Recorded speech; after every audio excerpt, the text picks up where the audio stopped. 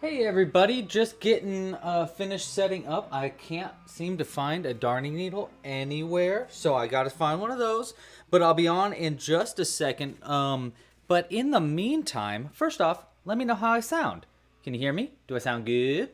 And then also, I have got a little Halloween show that I made a few years ago that I thought would be fun to watch while we're waiting.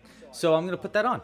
And also turn off the audio on my iPad too. Okay, well let me know how I sound. I will be on in just a sec and enjoy this little Halloween video.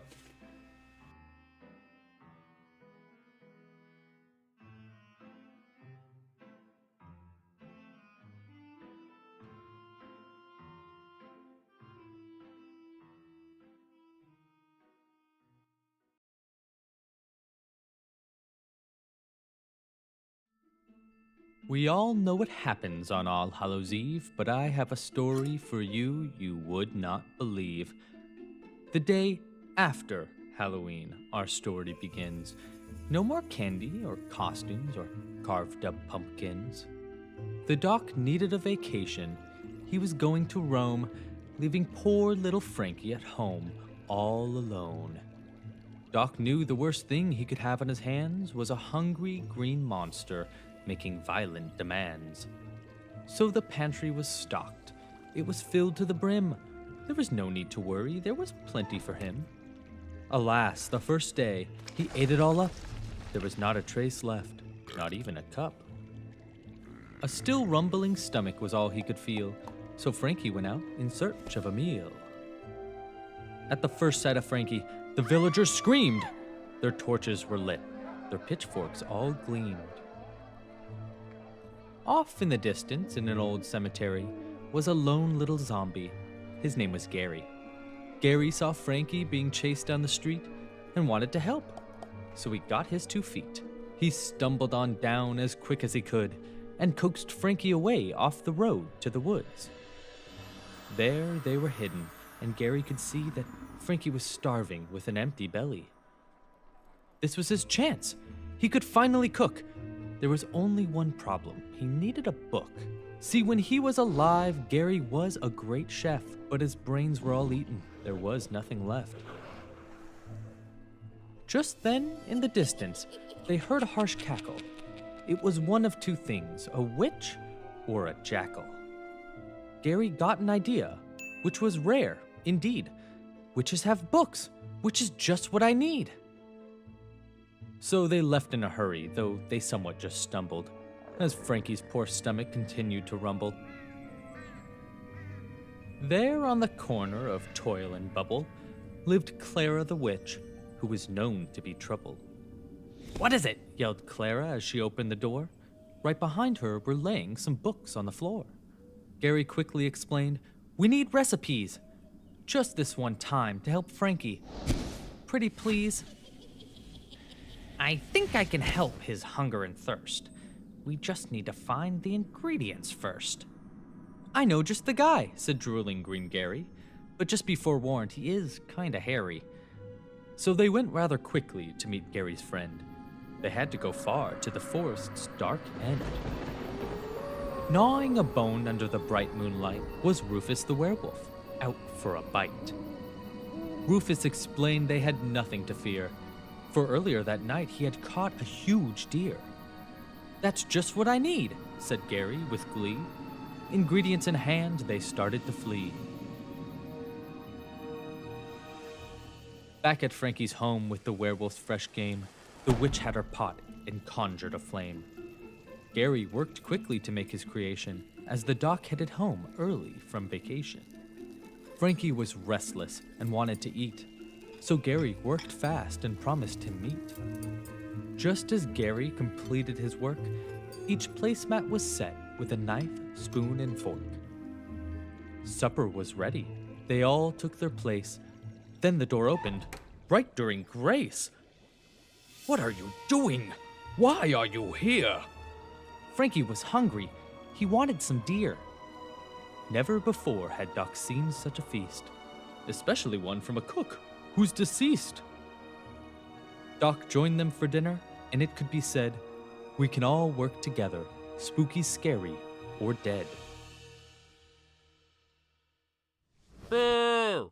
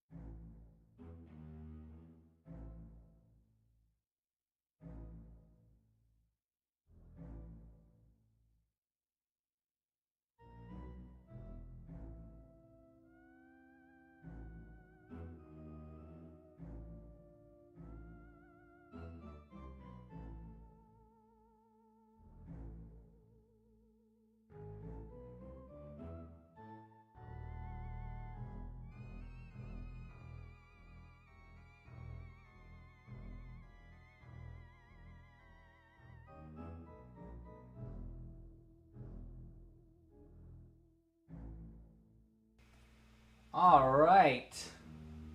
We're going to start here. All right. Hello, everybody. Welcome to the live stream. Happy spooky season. It's a spooky season now. And look, I found my darning needle and everything. Hope you guys like that little short that I made. I'm really proud of it. I kind of want to turn it into a little like picture book eventually. I think that'd be pretty fun. But for now, it'll last as a little video that I made. All right, well, today we're going to be making some pretty cool Halloween finger puppets. Check it out. Pew, pew, pew. They're not all finger puppets, actually. Only a few of them are. And I put a vote in the chat for which finger puppet you want me to make first. I'm not sure. Okay, so here's my idea for today. I think we're going to be able to make 2 finger puppets. I was thinking we could do one in the first part. That's one of these finger puppets. And then in the second part, I don't know. We'll kind of... We're gonna kind of like play it by ear, because I think it might be fun to design a new one, but it also might be fun to make a different one. So I'm going to... I have an idea on another one that I could make afterwards, but we'll just make one for now, and then maybe one after. I mean, definitely 2. We'll see what happens. I hope you guys are having a great day. All right, so that's what we're going to be making today.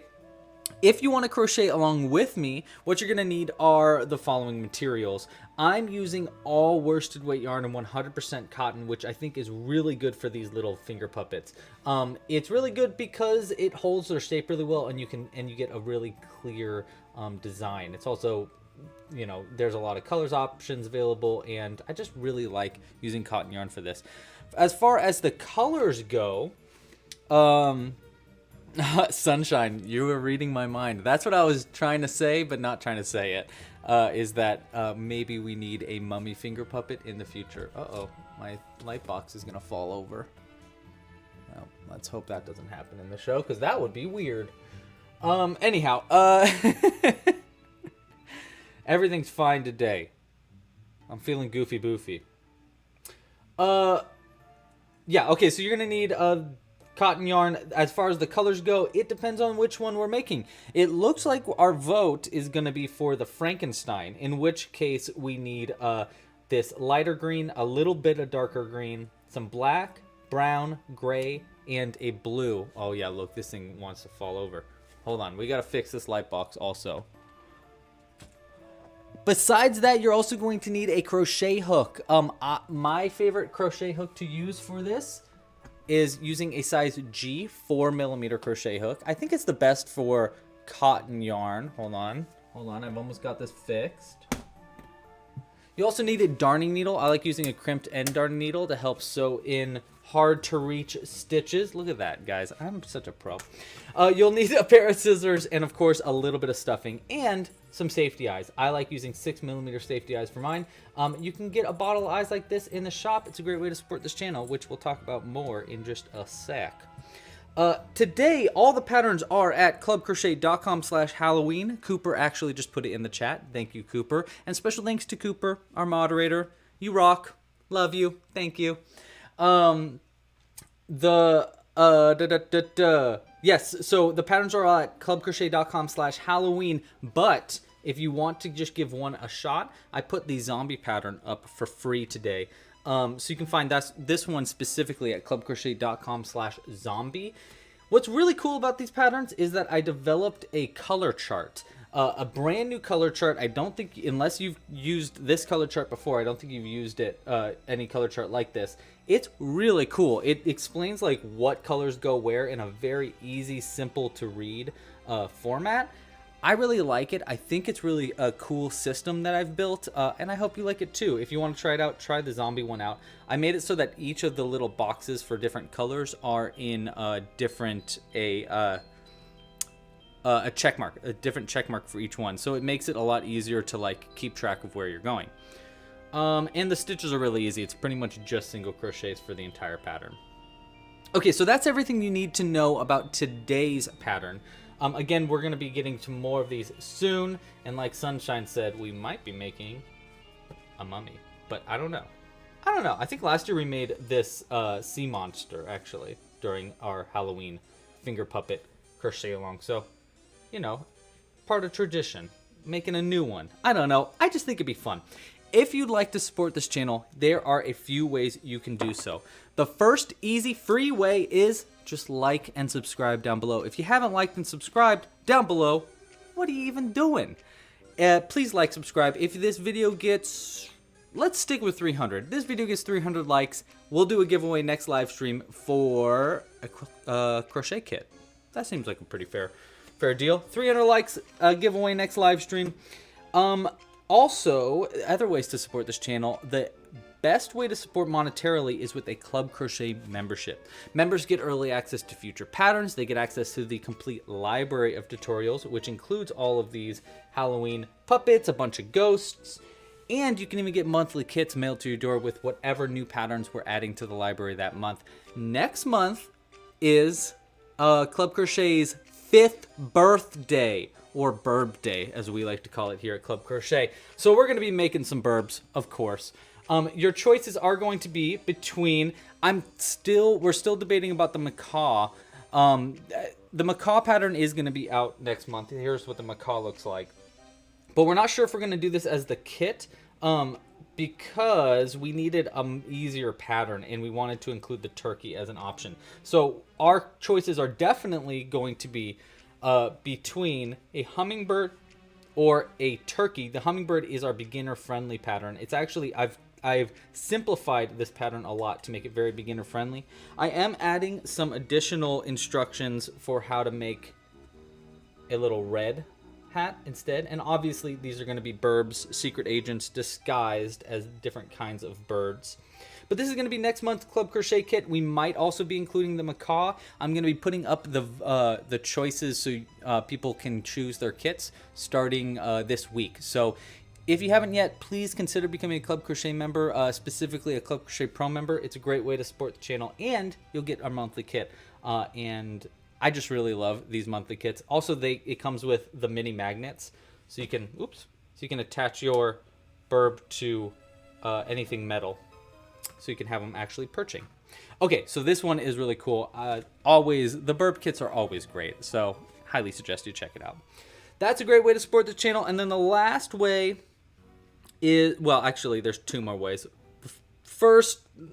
Second to last way is supporting by purchasing merch and kits in the store. We have a bunch of different kits. We have available now the pumpkin crochet kit. It is in the shop now, 100% wool. This was this month's Club Crochet kit. I added it to the shop so that beginners could get going. It's a new beginner kit and new beginner pattern, totally free pattern out now. There's also pins, stickers, and finally, the very last way to help support, if you're interested in helping support this channel, is with a tip. You can tip the channel. You can go to clubcrochet.com/tip. Or you can tip using the little dollar icon in the chat if you're watching on YouTube live. And if you tip, I will put out a fancy crocheted thing on our shelf of crochet. That is, if you tip for, I think we made it $15 or more, we put something up there. If you tip for less, we'll put something up on screen here.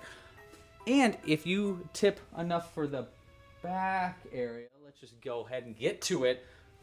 Well, you also get to name it. It's really fun, and they stay here. We're gonna fill this whole table or this whole shelf up. We are like halfway, not even halfway. We're like a third, maybe a fourth of the way filled. Cooper started us off. Thank you, Cooper. You're amazing. I am curious of what you want to add today to the background. I'm kind of thinking we're going a little bit more of the monster route. So let's see what kind of monsters we have for you to choose from to add to the background. Of course, we got dragons and stuff. Oh, here we go. This is a good monster. You know what? I'm going to make the executive decision right now, Cooper, and add this to it because I see you playing a lot of Zelda right now, so this guy would be perfect. And you get to name it. It is going to be a crocheted Hinox from Legend of Zelda Breath of the Wild. Isn't he cute? He's so big, too. Big honky boy. You get to name this. So go ahead and give me a name for whatever you'd like to add it. And you also still have to name your Dust Bunny from last week. So you got 2 names to add. Guys, give Cooper some suggestions. Cooper can sometimes have a difficult time making decisions on names. So he might need some help, you know? It'd be nice. So we're going to put this right up here for you. And of course, we'll give it a name tag as well. Can you see it in the screen? Kind of barely. It's right there. I have to get, again, I still need to get a camera so you can just see all of those. But yeah, let me know what you'd like to name it, and I'll add a little name tag for you. Okay, so back to this. We're crocheting, it looks like we're crocheting a Frankenstein today, so let's get these fellas kind of out of the way. We can keep them somewhat in screen. Like that, maybe. But it looks like we're crocheting Frankie today, which is going to be pretty fun. I love Frankie. He was actually the first of the Halloween finger puppets, I think. Actually, it might have been the zombie, but I'm not totally sure. And it looks, I actually got the yarn prepped because it looked like you guys were going to choose that. So, the colors specifically that we're going to need black. That's going to be for the top. A little bit of green for the skin tone. Like, barely any of this, what's this? Like, forest green for the scar right here. A little bit of gray for the bolts and the t-shirt. And then some brown for the jacket. And then blue for the pants. And that's about it. This is actually shockingly quick to make too. So let's get crocheting, you know? Let's get crocheting. And hello to the chat. How is everybody? How are you doing today? Hope you're having a great Thursday. And yeah, what are you guys planning on wearing for Halloween? Are you guys planning on dressing up? Oh, we gotta stop the vote too. Stop the vote. Don't stop the vote, baby. Hold on. End the poll. It was Frankenstein, right? Yes. Oh my gosh, barely though. Almost vampire. Man, I totally forgot to grab myself a water. Oh well, I'll grab it after we finish our Frankie. Or I'll dehydrate and die. That could also happen. So yeah, we're gonna be making Frankenstein now. And yeah, what are you guys gonna be? Are you guys dressing up for Halloween, or what do you guys give? Do you guys give out candy for Halloween? If so, is anybody in the chat one of those people that gives out like full candy bars? And where do you live? Can I come to your house to get a full candy bar? Those are always my favorite houses. I mean, of course, who wasn't Who wasn't a big fan of those homes with the giant candy bars? Those ones were the best. I always thought, man, this family must be rich.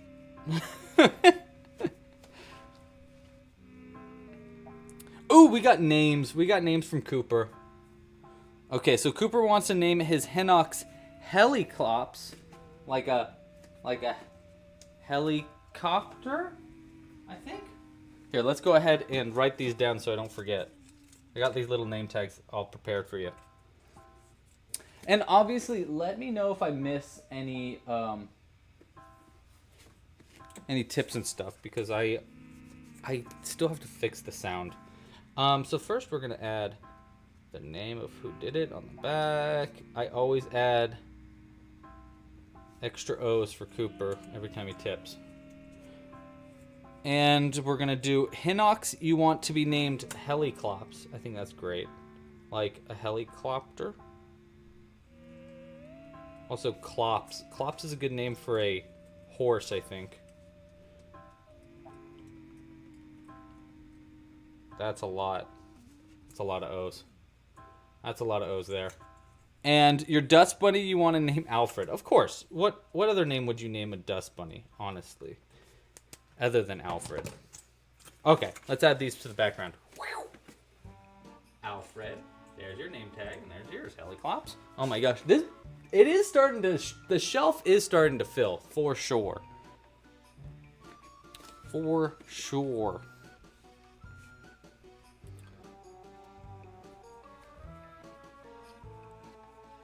Ooh, Casey crocheted her own devil bucket hat, and you're going to wear some black overalls with a black t-shirt.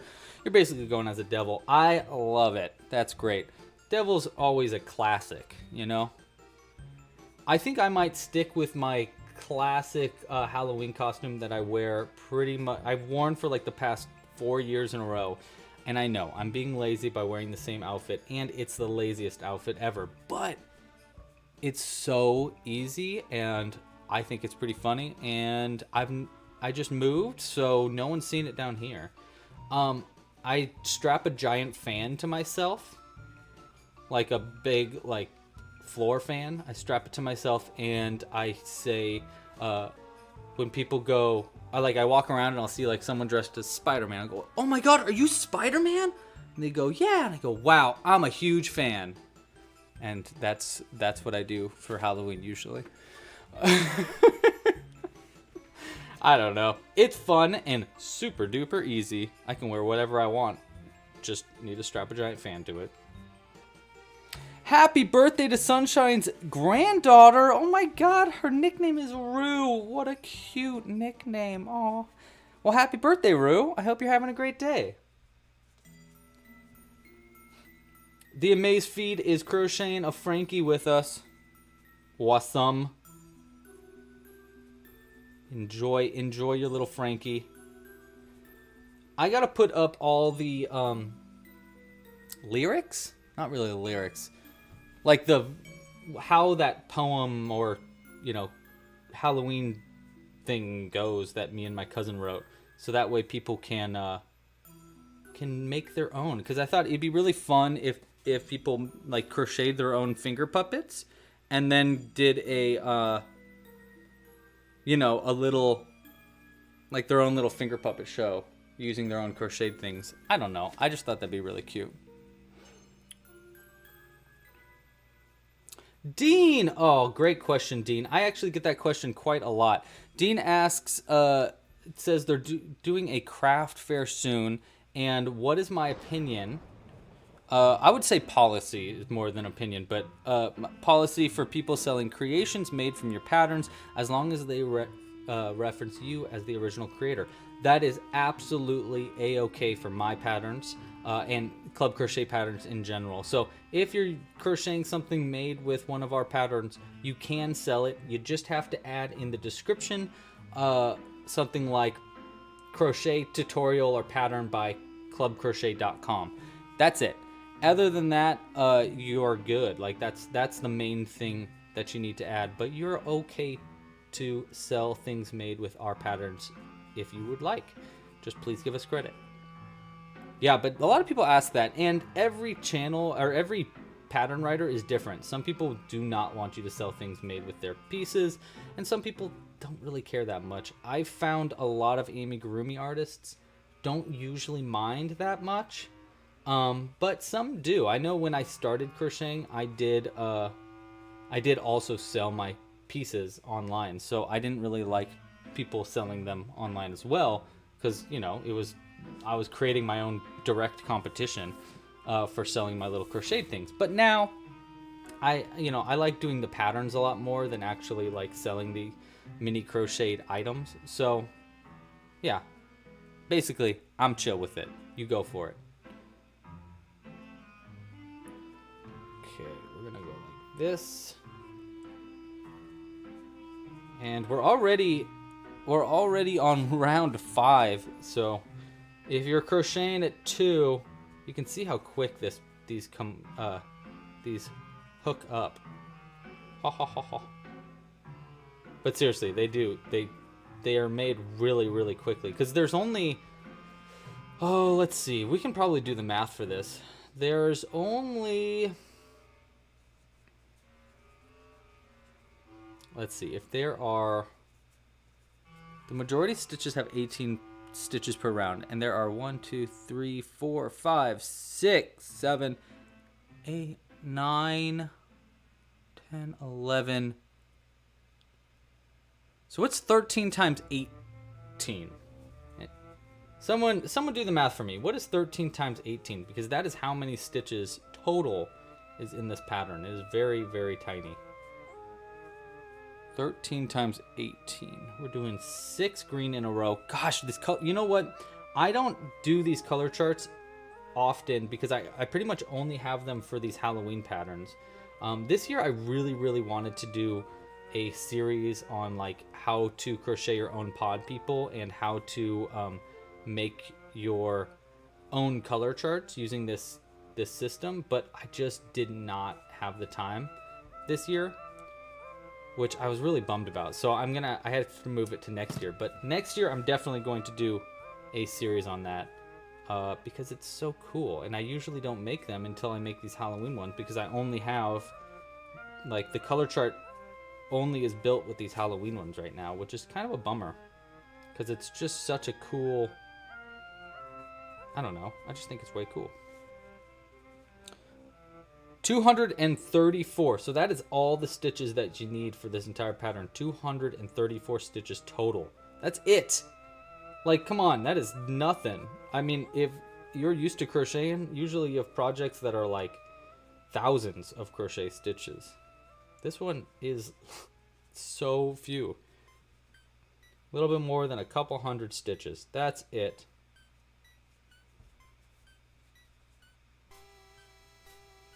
So even if, that's why I really like these ones, that even if they are, like, if you're having a little bit of struggle with them, there's so few stitches that it's just, you take a minute per stitch, it's still going to be made in just a few hours.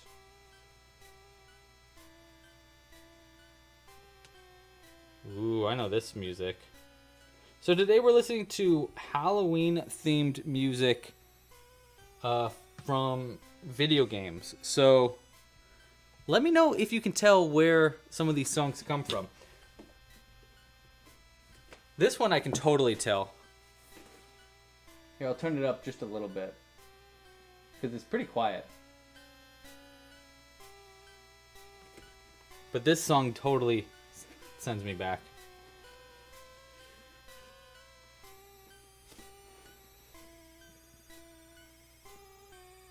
Hi, Ina. How are you today?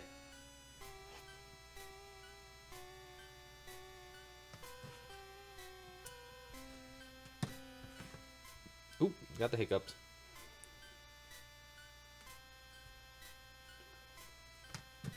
I'm going to cut this black yarn because usually when there's more than 6 stitches apart between color changes, I like to just cut the yarn and then come back to it, because there's just like, it's just so far to make the yarn float on the back. That's what it's called when you do things like this. You can see how this piece right here, let me get my finger behind it so you can see. See how this piece is like floating in the back? That's called floating your yarn, which is used a lot in color changes. And usually if there's more than 6 stitches away from each other, I don't like to float the yarn because it just leaves like long, loose strings in the back, or on the inside. Not loose, but long strings, and it just kind of affects the shaping of your piece. So if it's any more than 6 stitches, I usually don't like to float it. I just cut it and then reattach when I need to change colors, which is what I'm doing now. Okay, so it looked like there were 7 stitches in the green, and then we got almost to the end in our black yarn. So we're going to do the same thing. Cut it loose, and we'll come back to it in a sec. All right, are we adding a nose? Yeah, we should add a nose, right? Sometimes I don't add nose to these finger puppets because I think it's kind of cute without a nose, but I've started adding noses somewhat recently, and I do think it just adds a little bit of more detail, which is pretty nice because these patterns are very, since there's barely any stitches in each of these patterns, they are, it's tough to add a lot of detail to it. So adding anything that gives you a little bit more detail goes a lot further than normal. Hello, Spoopy Stream. Hey, Kat, how are you doing?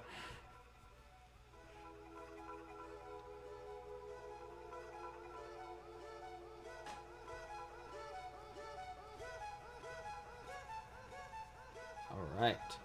Oh, I think I know where this song comes from too, but I can't remember. The last one was Pokemon, by the way. I think it was like Celadon City or something, where you catch the Haunter and Ghastlies and stuff in the like big tower cemetery thing. I think that's what it is, but I'm not sure. I'm not positive, I should say. Okay, so this is just a round of all just single crochets in green. Easy. Can do. Ooh, round 4. Ah, you are correct, Cooper.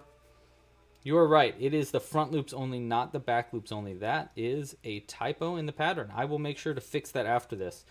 I also need to fix something on the ghost pattern too. If you ever have little things like that you notice in my patterns, by the way, if you're going through any of the patterns on the website and you notice like something is a little off, make sure to reach out. You can reach out to us at contact@clubcrochet.com. And just let me know, and I'll fix it up. But yeah, any kind of things like that, it's really helpful if you just reach out and let me know. So let me say fix Frankie and Ghost. I just need to add it to my to-do so I don't forget. Ah, Lavender Town. Yes. That's what it was. This song is weird too. Let's turn it down just a bit. Seems like it's getting a little loud now.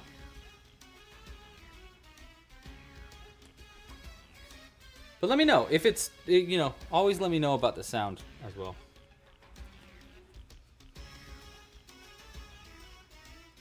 You brought, okay, wait. Kat says that they just finished work and I bought a humongous frog.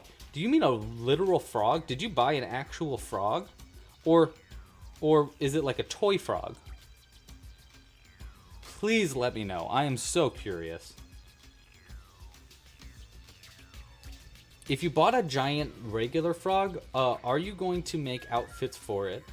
And actually, better question, what outfits are you going to make for it? Because you better be making little outfits for that that frog.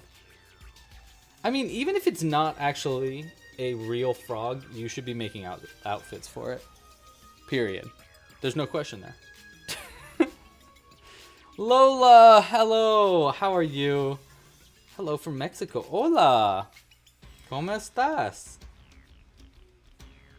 It's a plushie. Okay. Not a real frog. Then yeah, you definitely, that just means even more so you need to be making outfits for that. 2.5 feet tall. Wow, that is a big frog. That is a big boy. All right, now we're changing colors right around here. We need our brown yarn. This is why the color charts are so nice. It gives you like, it's just so clear what stitches you need to make where without even having to read anything. There's actually, you don't even need to read the pattern at all. On the last page of these patterns, I include a, like just the color chart, which is so, it's like one page that you can use to crochet this up, and it tells you what stitches go where, what colors are each stitch in like such, I just, you know, I'm really proud of this chart. Oh, can you hear the poor Jimbo? He's locked out. We'll have to have a Jimbo break after this. Dungarees. I love it. We'll have, after this, we'll have a little Jimbo break. So he can say hi, because I know he wants to say hi to the chat. He always does. Or he just wants my attention. Really, what's the difference? Color chart's so hot right now. Hey, Hamilton, how you doing? Been a while. I saw you guys were out at that bar in San Francisco recently. I saw a picture. Hope you're having fun. Seems like you're still doing it, which is pretty dope. Let's see, do we need, am I running out of brown yarn now? We're good.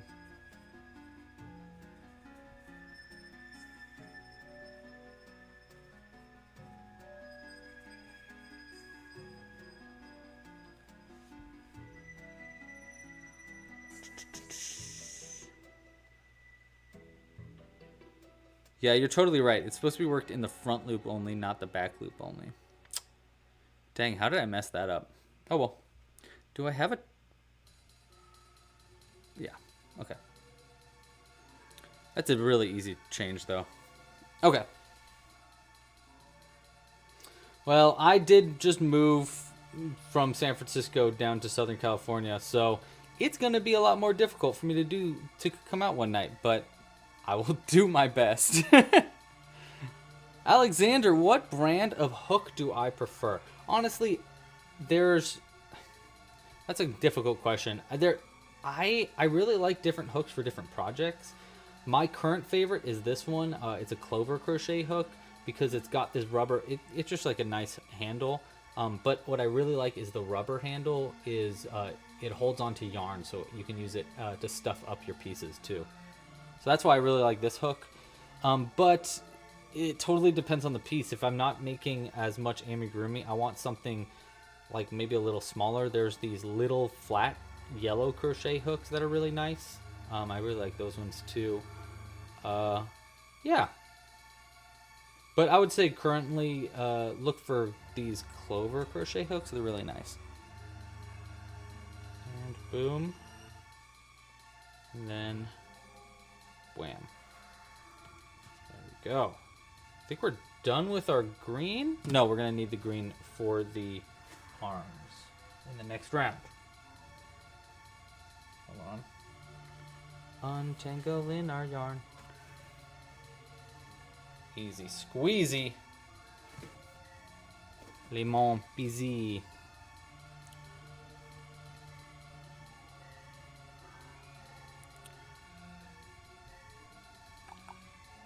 This song is annoying me. Anybody else getting annoyed by it? It's just like beanie beanie.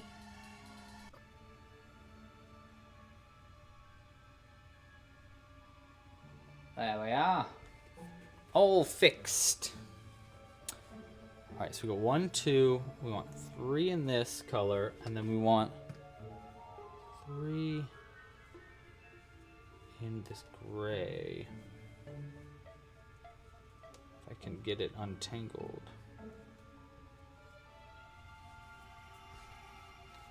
There we go.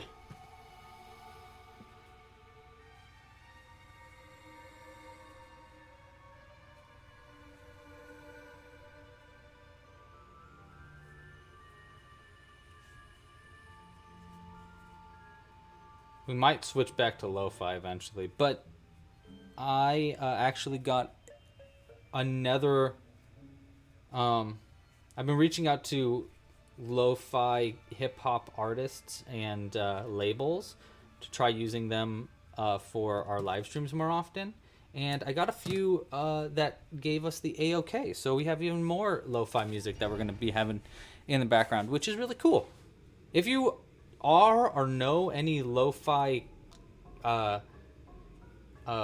labels or artists out there that you think I should know about, like, let me know. I'm looking for more background music.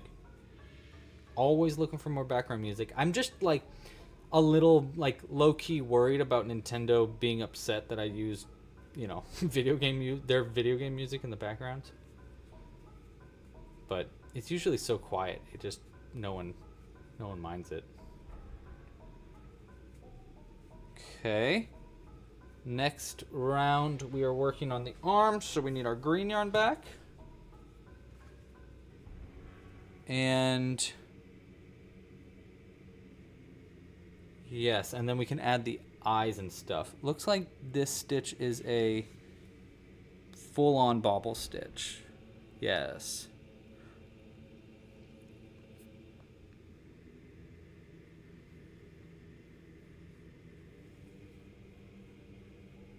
Yeah, okay, so it's a full-on bobble stitch. Oh man, the chart's really nice too. So we can just that. And it's a bobble stitch. 1, 2,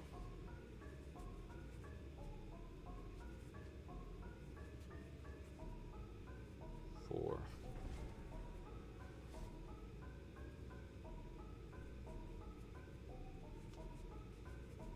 Boom. Oh my gosh. You know, I've got like what's it called? I've got like muscle memory when it comes to these patterns. What's this fuzzy brown thing? This is a werewolf. This is our werewolf version. He's pretty cute. Speaking of werewolves, did anybody see the werewolf what's it called? Werewolf in the Night or werewolf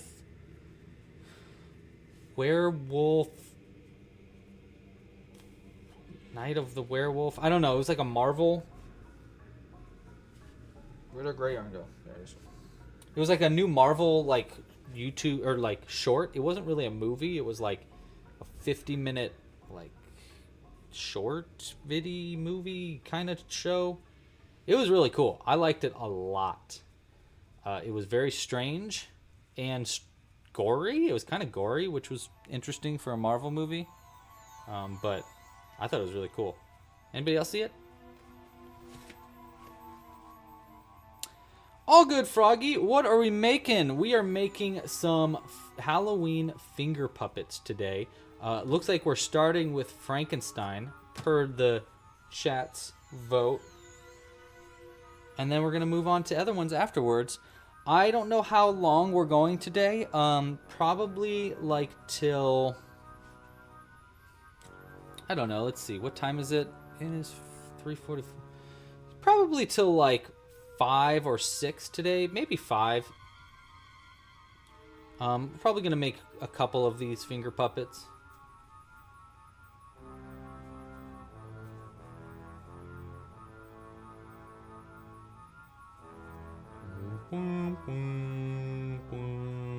What is this from? Oh my gosh, I know what this is from. Is this just from like Super Mario Brothers, like the SNES game? What's that one called? Super Yoshi's Island? Is that what it's called? Yoshi's Store? Yoshi's... Can't remember where this one's from. Alright, we're going to finish this round up, and then we can add our eyes and the scar on the forehead, too.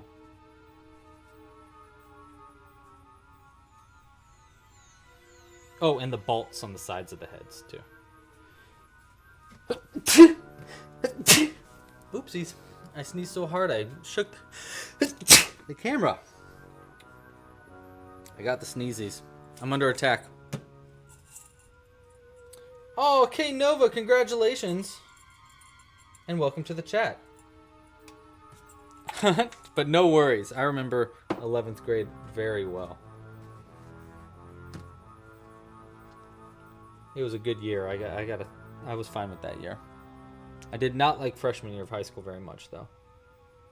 And I don't think I was alone in that. I kind of feel like every freshman student isn't like the biggest fan of school.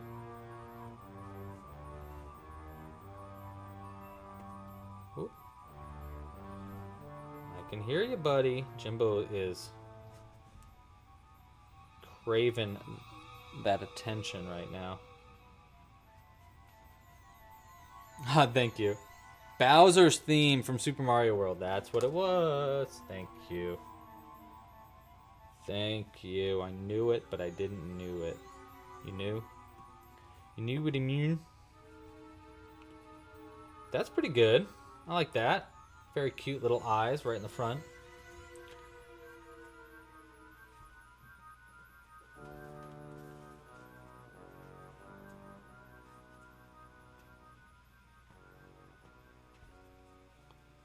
Okay, next are, let's add the little bolts on the sides of the head.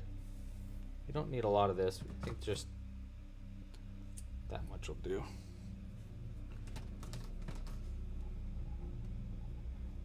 And we're gonna do a bullion knot, aka I think they're also called a rose knot. That's what they're called, I think. You pull it out. Here's a little tutorial for you. You pull it out. You leave a little bit. Let me zoom in. I'll explain how you do this. This is a good one to explain. So this is called a bullion knot, aka a rose knot. You can see it right here on the sides of the head. It's just a really easy way to make a little knot on your piece. I used to use these for eyes all the time, actually. It's a good alternative if you don't have safety eyes, although I like safety eyes a lot more. What you do is you take yarn, thread it on a needle, pull it through a stitch, and then you take your needle and hold your yarn up like this and wrap your needle around 3 times. 1, 2, 3. Hold the yarn facing up, like away from where the other end is coming out, and go through the next stitch, like an adjacent stitch. So we can go right here. I'm gonna go down a little bit so that it's closer to the arm and it covers up where that color changes. Just like that. You pull it almost all the way, the needle almost all the way through, but you leave a little bit left over. And then you take this end from the inside and this end, pull it nice and tight to make sure that knot is tight, and then hold the knot down and pull the needle through the knot and through the piece. Like that. And if you want, you can pull it out a little bit and just like kind of tighten the knot to be the way you want it to be. I like to turn it into just like this little ball like that. And then you just pull it inside. And then you just double knot these 2 ends on the inside. And that's how to make a bullion knot or a rose knot. I think I'm saying that right. Rose knot. I might be wrong about that. I'm not an embroidery pro. I'm a crocheting pro. So I might be wrong about that name. But that's how you do it. And then he's got little bolts on the side of his head. Isn't that cute? So cute. And then the other one goes on stitch 9, which is right 1, 2, 3. It's gonna be this one right here.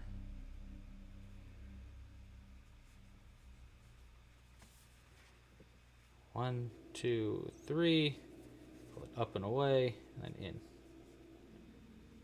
Tight. Okay.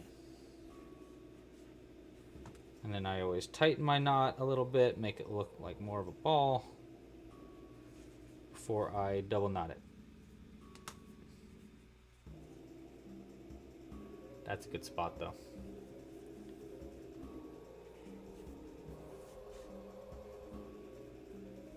Ah, French knot. I like that name too. Oh, you totally should make a pod person, K-Nova. They are super cool, really quick to make, and Yeah, highly suggested for sure. People also really seem to like these. So if I ever give these as gifts, people really like people really like the getting, you know, Bonimals and stuff as gifts, but people love getting these pod people. Especially if you make it look like something they really like. So if you make it look like their significant other or a character they really like. Okay, next we're adding our scar. And what I like to do for the scar is go up from a corner,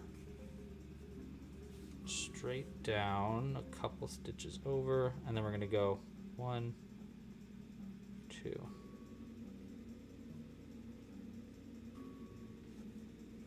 Yeah.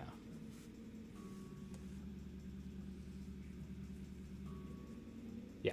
Okay, so we just go like that to make a straight line. And then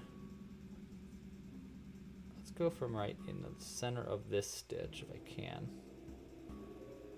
Hold on. Oh, no. There.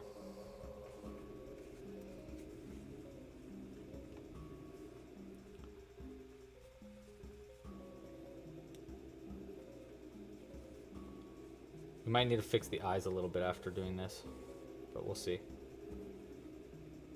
Yeah, like that. Then we want to add one more little stitch over here.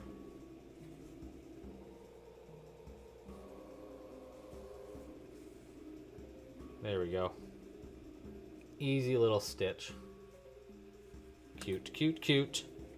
Little details on something like this go so far because, like I said before with the nose, you don't have a lot of stitches to work with. It's such a small piece that adding just a little tiny detail like this takes it a long way. It's so easy to do.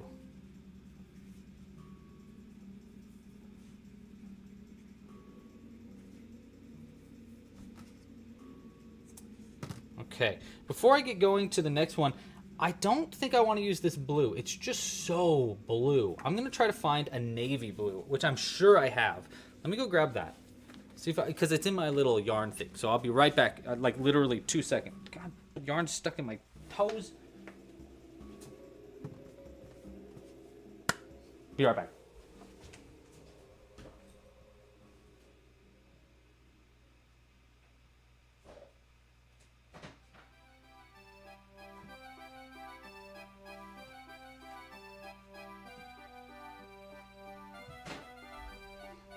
Okay.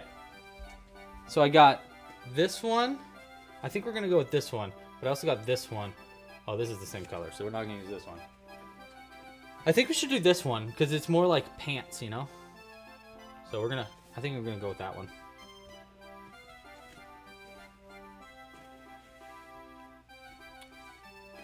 Okay. Abuse of Frankie.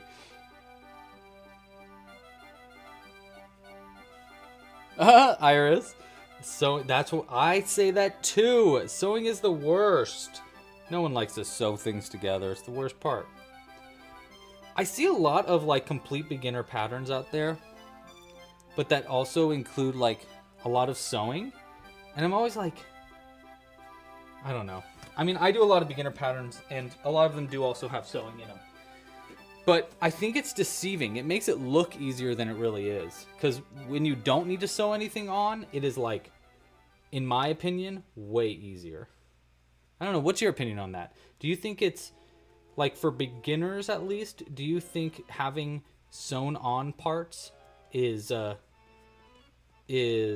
like beginner friendly? Or do you think trying to make alternatives for having no sewing together at all is better for beginners? Even though you might have to learn like some weird stitches, like learning how to do the bobble stitch and stuff like that. Because there's definitely trade-off there, you know? I don't know. I go through it in my head all the time and I think like, I wonder if this is, you know, if it is easier to not sew or if it's easier just to like sew this on instead. For an example, I was making the new pumpkin pattern that just came out this week. It actually just came out on Tuesday. Go check it out if you haven't yet, and go give it a like, please. But This this pumpkin pattern that I made, except for the leaf, is like no sewing. So the vine and the stem are all made in like one piece, and then you pull through with orange, and then you just continue on in orange. So I thought it was easier to do it that way than make these separate and then sew it on. So like little things like that. But when I did that, I have to teach like here's how to make a chain, and here's how to work into the back loop of the chain so you can make this twirly part. And B, here's how to work. Here's the differences between the front and the back loops for your crochet, and here's why you need to work in the front loops so that you can make this pumpkin part. And adding those little things does make it like a little bit more difficult, but I think it makes it a lot less difficult than actually having to sew something on. I don't know though. I really go back and forth.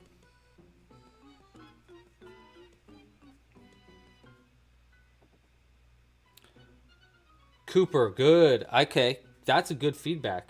Cooper says, I feel like sewing is so important that you probably should include it in beginner patterns. Interesting.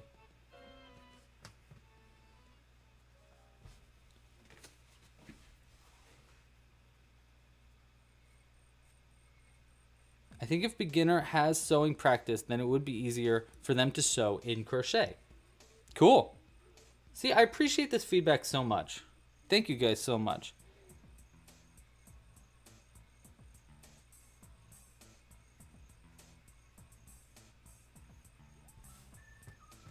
Yeah, small patterns. I agree with that. Small patterns with sewing can be very difficult. Maybe that's what it is.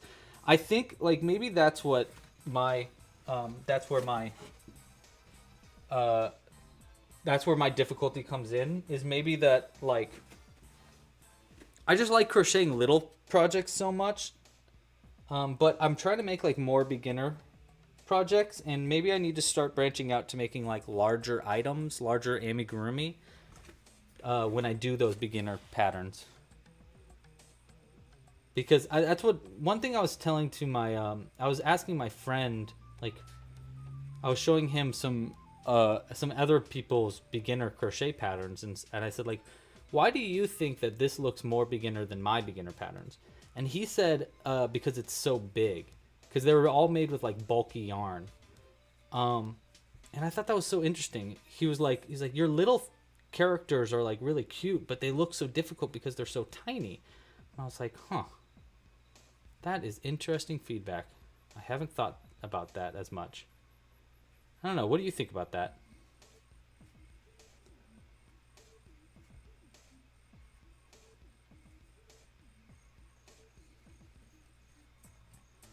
All right. So we're actually almost done with our Frankenstein already, which is pretty cool. Not even like, what, half an hour? We got started like way late.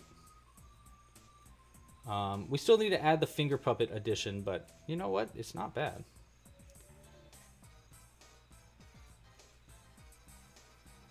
One, two, three, four. Hi, Marie. How are you?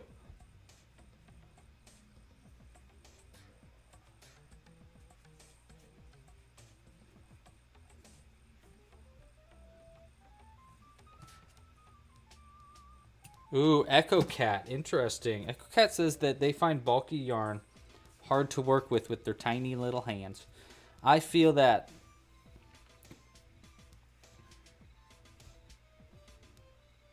Oh, yeah, black is not beginner friendly. I agree with that.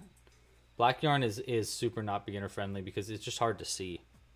Darker yarn in general. Greetings from Mexico. Hola! Hi, Celeste. How are you? I like your thumbnail. Your little your image there. Did you draw that? It looks like a piece of art.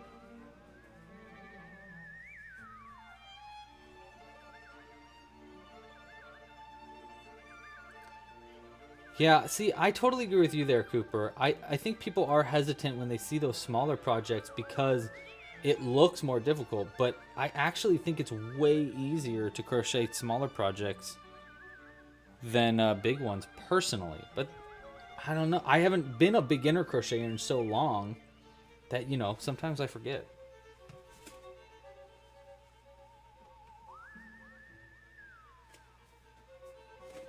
Like a truly beginner, you know. Oh, cool! 5-Year-Old Explorer! Dope! 5-Year-Old Explorer is going to see me at Stitches SoCal. Yeah, by the way, if you haven't planned this yet, I'm actually doing 2 events. One is this weekend. If you are in Ventura County area, there is a Rotary Street Fair happening here in Southern California, and I'm doing that this Sunday.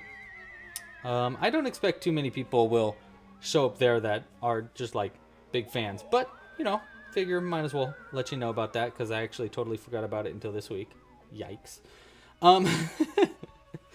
But the other one, actually here, this is where we're done actually with this finger puppet edition, or with the main part of our Frankie. We can leave this last part open, and I'll just pull it all the way through, and we're going to add a finger puppet part that we're going to put in there and then stuff it and sew it closed. But we're also doing Stitches SoCal, which is a yarn based convention. Let me see, when is it? It is, let me make sure I got it. Stitches SoCal. It's in November, I know that. Hold on. Events. There we go. We're also going to be at Stitches West. November 10th through the 13th in Pasadena, California. We're doing an event there. So if you want to join, yeah, you should come say hi. That would be really cool. I'm very curious about how many people are going to actually come to say hi. It'd be neat if a lot of people did, but honestly, it's all good regardless.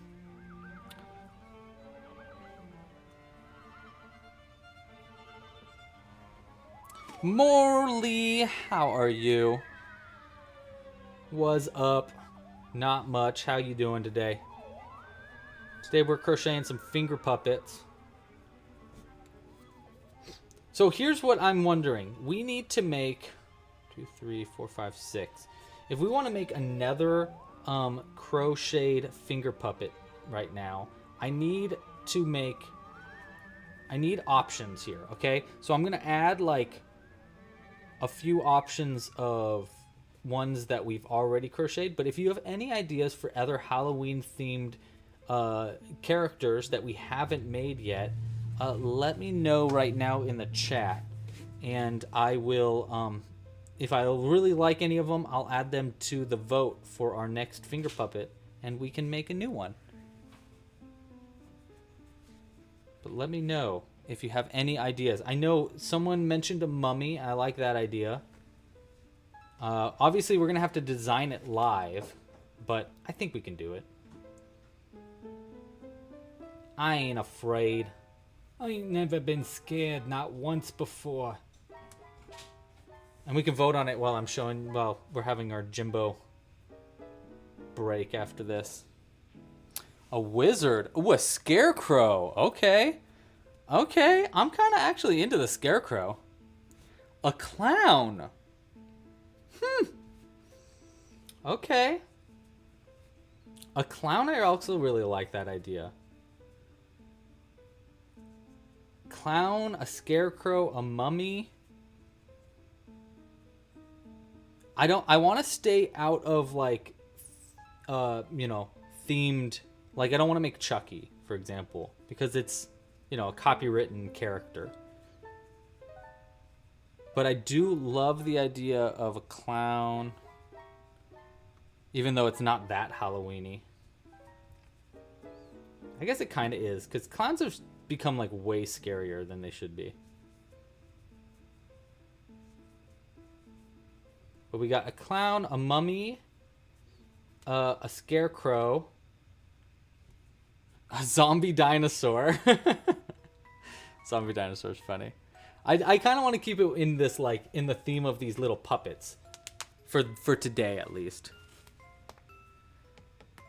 Oh my gosh, I'm so pippity-poppity. Wow.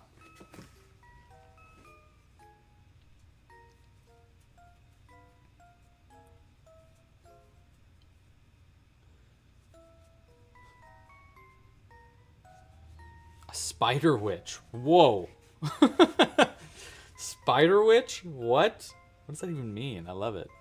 A skeleton would be difficult. I've tried to do a skeleton before. It is tough. Because, you know, how do you make like a skeleton, how do you make a pod person without a body? Like making the bones and stuff. I'd have to either do color changes, which is really difficult to do like that detailed of color changes, or I'd have to make like it just wouldn't work like this. I don't know. I have a very difficult time with a skeleton, but I'll keep it in mind. What is this? We don't like that. Whatever that was no fun. We're gonna go to lo-fi music.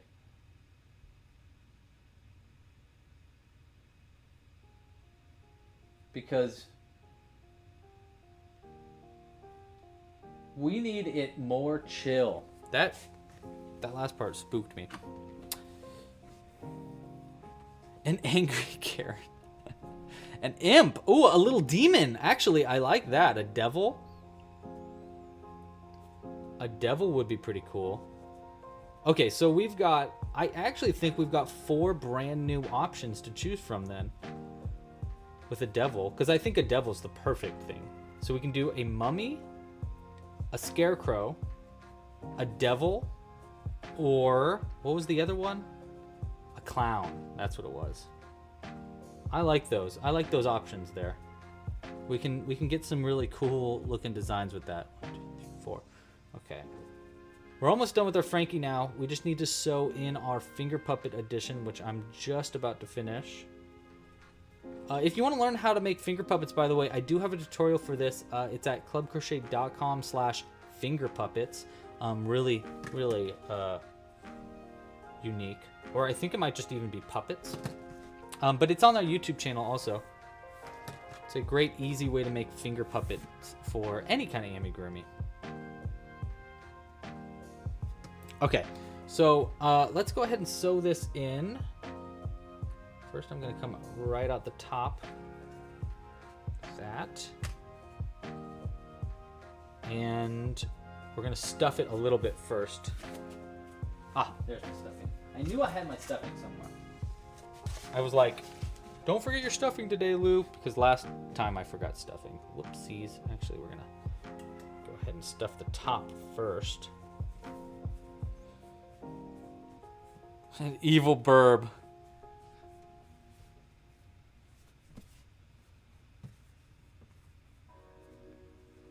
Okay.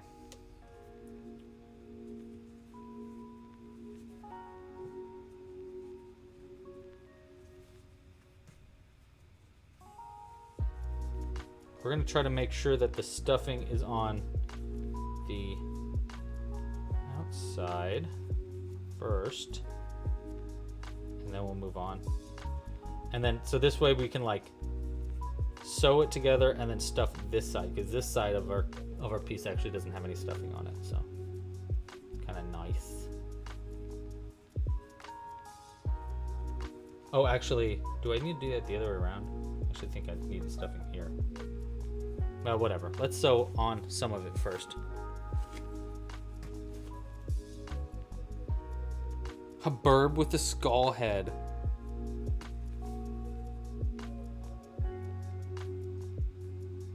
Should we just do the... Let's do both loops. Make it easy. Alright, so I'm just showing in our finger puppet edition now. And then we can get our vote go in.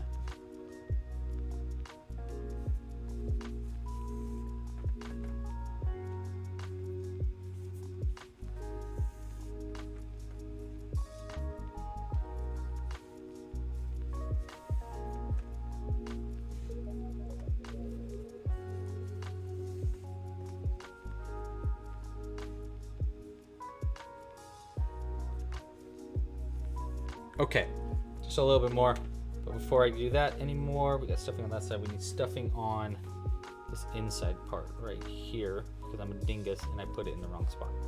Oopsies. We need any of the belly. You know what? He needs just a little bit more stuffing. Frankie is hungry for stuffing.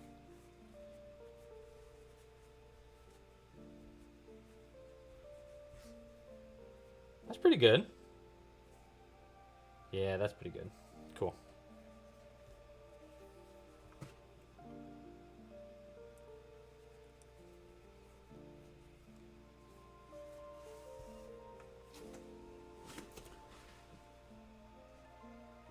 Oh, and little bat wings. Yeah, totally. I could totally see that. I actually have the perfect pattern for those little bat wings too.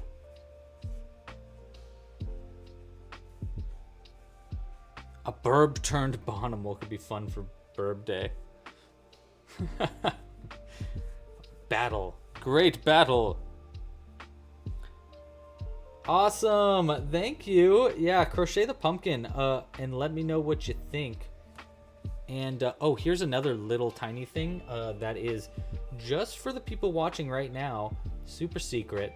I'm going to whisper it. There's a secret giveaway in the pumpkin video. That's it. That's it. Hopefully you heard that. If you didn't, too bad. Okay. Double knotting. Sewing it closed. Ooh, Igor with Frankenstein. I actually have Dr. Frankenstein crocheted, so Igor might be kind of fun too. I'll show you the Dr. Frankenstein too. I think I have it in this bucket. Yes, I see him. I see him. From the, he's from the video.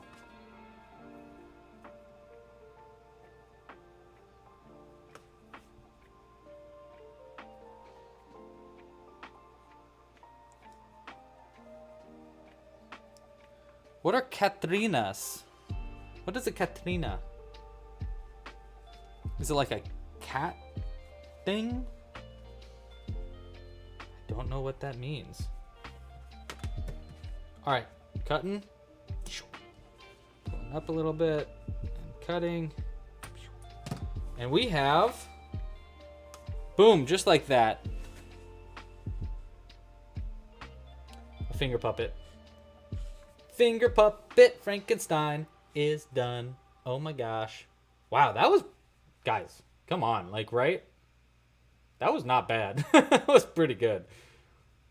Pretty not bad. Very cute. Okay, next, let's do a vote. Okay, so, first off, let's switch to full screen real quick. All right, so we're doing a vote. Oh man, you can't see me when I do this, though.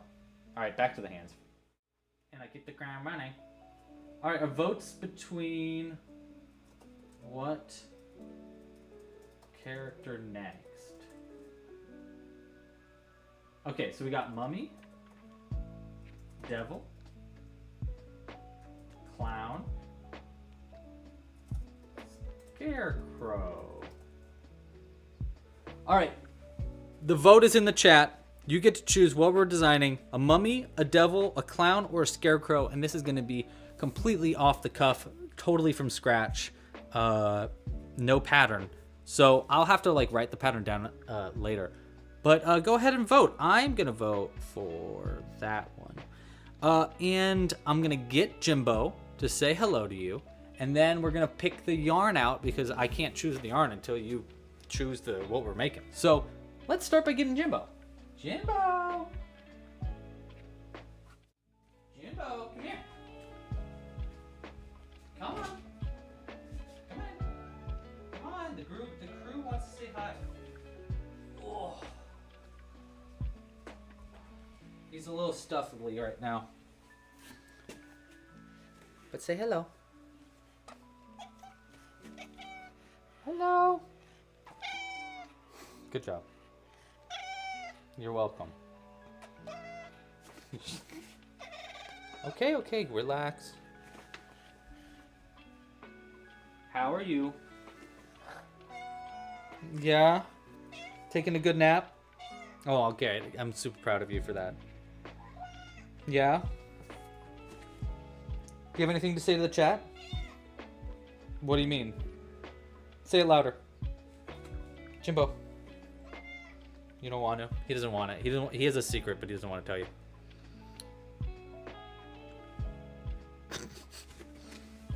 Okay. Say one more hello. Hi, hi, hi. Hi, hi, hi. What's winning for the character vote? What do you want me to crochet, Jimbo? Do you want a mummy, a devil, a clown, or a scarecrow? Do you have any suggestions there? Are you gonna nibble on me? Thank you. Wow. So sweet. So sweet. What? We're not playing, so don't attack the yarn, okay? All right. Well, he's just nuzzling all over everything. How many votes we got? We got 36 votes so far for what to crochet next. It looks like it is a tie or a close race between a mummy and a scarecrow right now. So let me go ahead and grab the yarn that I need for those. I think for the mummy, we're going to want off-white yarn for sure. Yeah. Okay. So we're going to want, let's go with, let's see, for mummy, we're going to need off-white, probably beige. If I can find beige. Do I have beige? Yes, beige.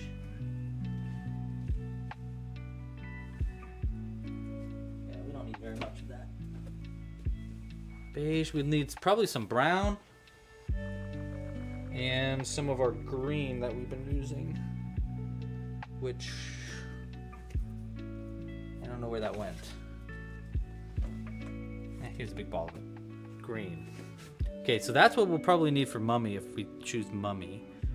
And then as far as designs go, I'm gonna look up what I usually do. Look up mummy cartoon and see what we got. Yeah, it's pretty much just, hey Jimbo, you're wiggling the camera. Well,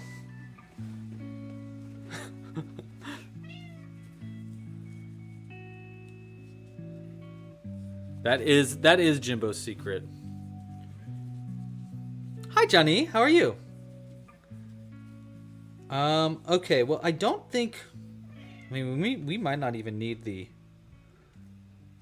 We might just need brown and off-white, really. Right? I don't think we even need green unless we want to make the skin tone green, but that looks a little too zombie-y, maybe. Beige. Actually, beige might be nice to add some, like, detail, maybe.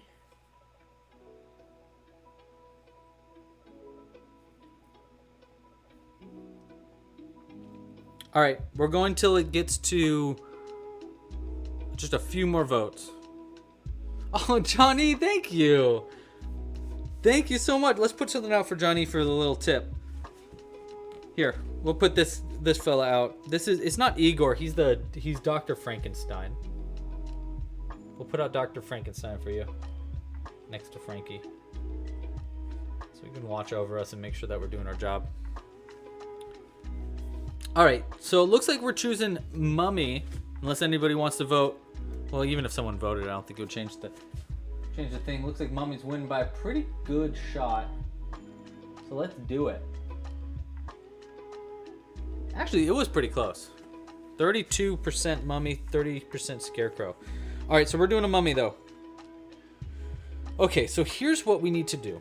First off, we need a blank canvas. So we're gonna use the zombie as our blank canvas.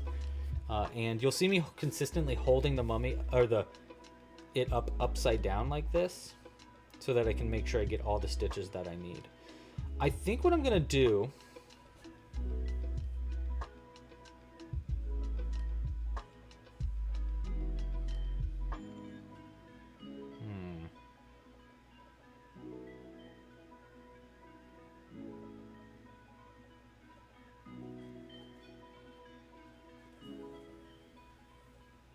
Okay, so here's my idea. Sorry, I was deep in thought about how to do this. Here's my idea. My idea is we're gonna make it pretty much majority of our piece is gonna be off white. And what we'll do is every round or so we're gonna work into the back loops only, and this is gonna create lines around our piece, but we're gonna do it a little bit more like sparingly. We're not gonna make it all back loop only. And then we'll do some color changes in the eyes so that his skin tone is showing, like maybe out to over here, and then a white stitch there, and then a couple brown stitches here. So that way he's got like a little bit of eyes there. We don't need any nose because he's a mummy. It's probably rotted off. We'll do the mouth similar to the zombie. We'll do a little bit of brown in the arms and legs. And then we'll just randomly like tie some strings of off-white around it. Yeah, I think that'll work. Jibbo's very cute right now. He's just rolling around on the ground and cleaning himself. It is so cute. Hi, Abia. How are you? By the way, I think I saw your email after, right before the live stream. I will help you out after this. Is there anything else we need to know about this before we go? No, let's do it. Let's do it. Someone asked if I've made a mummy before. I have not. Jimbo's about to sneeze a huge booger. Are you gonna do it? Jimbo has a problem where he sneezes a lot. He always has. We've taken him to the vet, and there's very little to do about it. We feed him special food, but it doesn't seem to work. Buddy, you're so cute, but I think I need to kick you out. Or are you gonna sneeze all over my yarn? Okay, fine. He's too cute. I can't touch him. Can't touch him. He's too cute. All right. Let's get hooking. Ooh, did I buy those eyes white or did I paint them? I painted them using... there's a few different ways you can paint your eyes. And I explained it in the video tutorial, actually. The two ways that I really like doing it is either with finger polish, which gives you a really glossy, clean finish on the eyes, or way easier, whiteout, which you can get like at pretty much any convenience store, which also works very, very well. So those are the two easiest ways to paint your eyes if you are interested in painting your eyes white. We might end up painting this mummy's eyes white, but I don't know. We'll see where it goes. Yeah, the rosa stitches already do kind of look like bandages. We're going to, so now I'm working into the back loops only for a few stitches here, and you kind of see how it's kind of like, oh man, it's really bright. How bright is it on the screen? Can you even see the detail? No, not really. Let's see if I can just turn down the brightness a little bit on my camera. How's that? Oh, that's a little too dark. Let's try that. That looks like it helps maybe a little bit. So you can see how I'm like working a few of the back loops only here, and then after this video I will I'll try to write this all down and put in a color chart and stuff.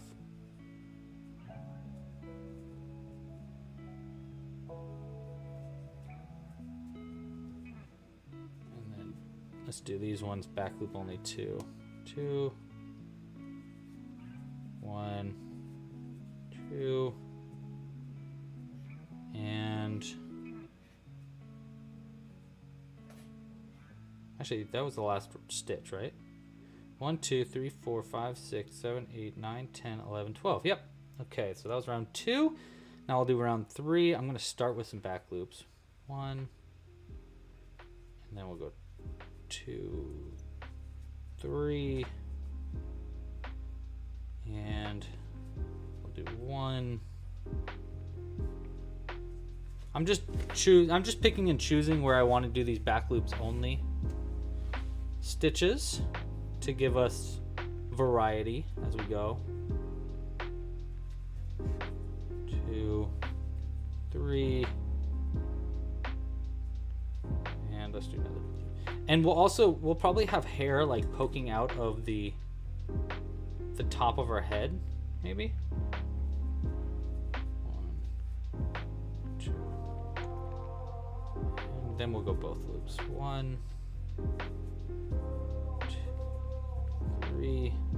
Should probably also add a stitch marker. That might help us out as we design it.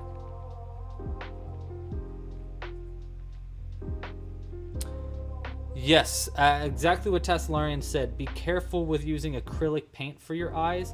It does chip, and it is kind of difficult and a little messy to do.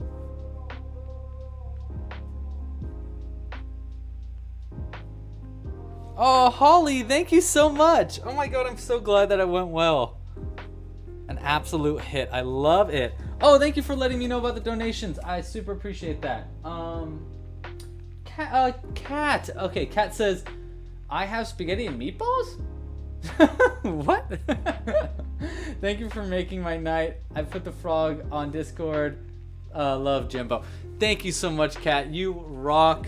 Let's add another Halloween character on screen for you. We'll go with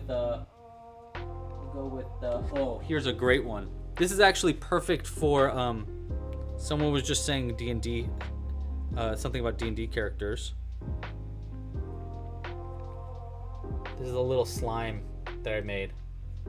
It's actually using the box pattern that I came out with a while back, but I should just do a tutorial for it. I keep it open so I could add things in it so that he's like actually a slime moving and has stuff in it. And I have actually a little hole here that's designed so I can put a golden button in there. I wonder if I have a golden button near me. We could just use a regular button so you can kind of see how it's supposed to work.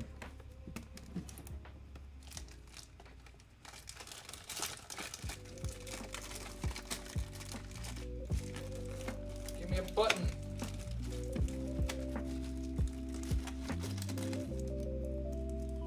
There we go.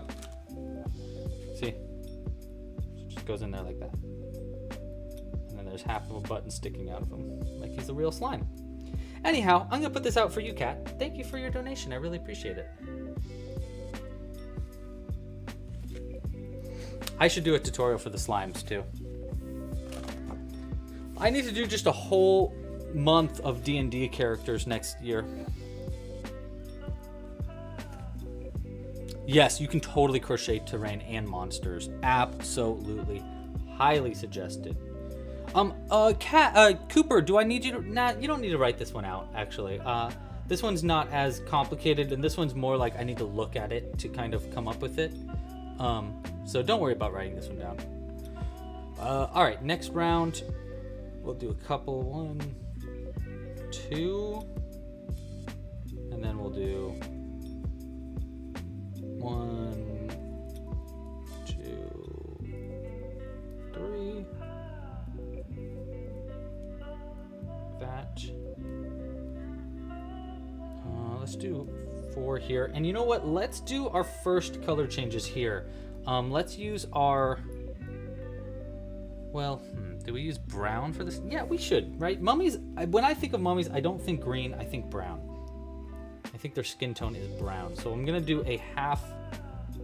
First, I'm going to do a half color change here.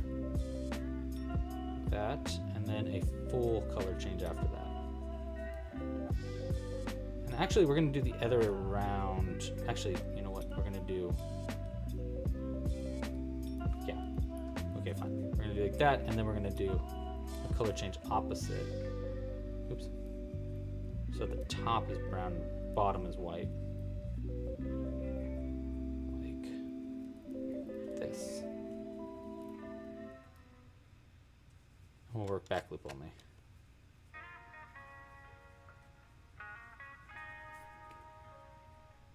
Yeah, and then we'll add little hairs in like gray or something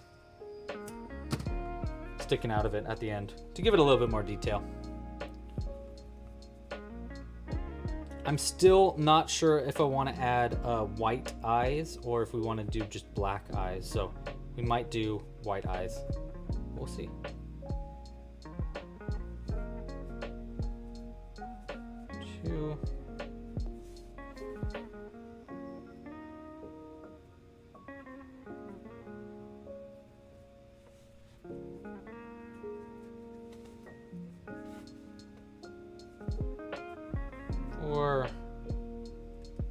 do these last 3 in the back loop. 1, 2, 3. Pretty good. Do I have a mummy pod person? We're making it now. The answer is no, I don't, but we do now. Or we will at the end of this. Because we're making it.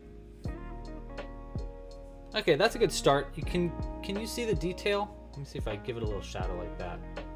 You can kind of see how the detail of those lines, it looks way more detailed in person than it does on video, except for that little hole, but we'll have to put some hair sticking out of that hole or something to fill it in.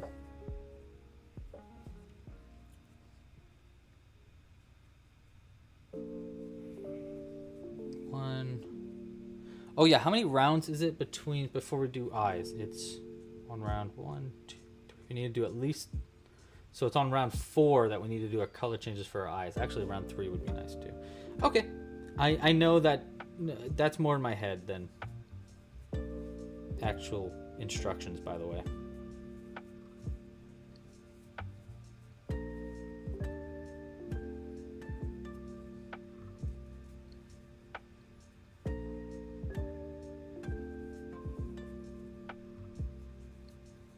Two, and then we'll go both loops with the brown.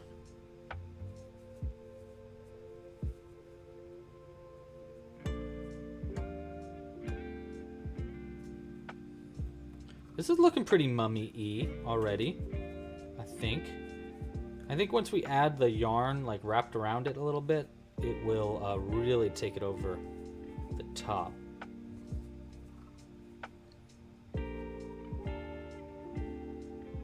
It's going to be interesting writing this pattern down because there's just going to be a lot of like underlined stitches. They're like, this one's working the back loop, this one's not.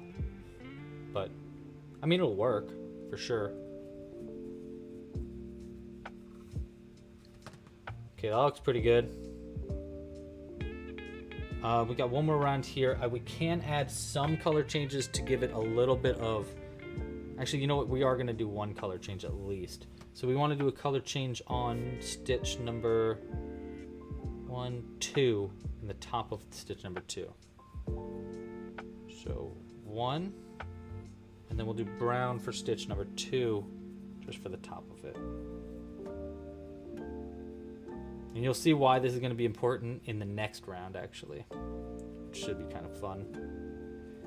We're prepping ourselves, because this... This right here is where the eye is going to go. So, what's nice is, if you see the yarn through the stitches, that's totally fine. It's a mummy. Okay, Alexander, good night. Thank you for joining. I P-shape ya. 1, 2. Let's do 3 in the back loop like that. Yeah, it's looking pretty mummy. I'm imagining. I got a good imagination. I can see it. Eye right here, and then an eye right here. The second eye we actually might do all white. And we'll put the eye in, but then we might cover it up a little bit with yarn as we go around adding our wrapping detail.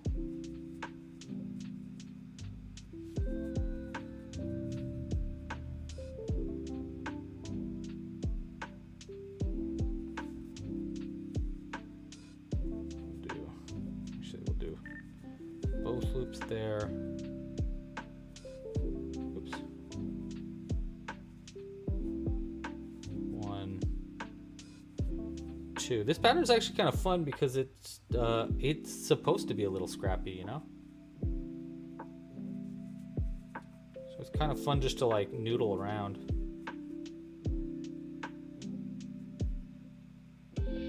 Alright, so this will be the last stitch. Actually, we'll go back loop. This will be the last stitch in that round. Now we're into our next round. I'm gonna have this end. We're gonna do a little scrapping right now already. We're gonna take our yarn. We're gonna take this end. That's just our long tail end. And let's just pull it out somewhere, like anywhere on the side. Right here is fine. Like that. And then we'll just cut it short. And it'll just be like a little bit of there, see? Just, that's what we're kind of imagining later, but with a lot of gray yarn. So it'll be kind of nice to have a few white ones, like that's just some extra wrapping that's going around it. Okay, now we're back to the eye. We want to do... I'm going to open our zombie pattern real quick. Let me see what the color change parts for the zombies say.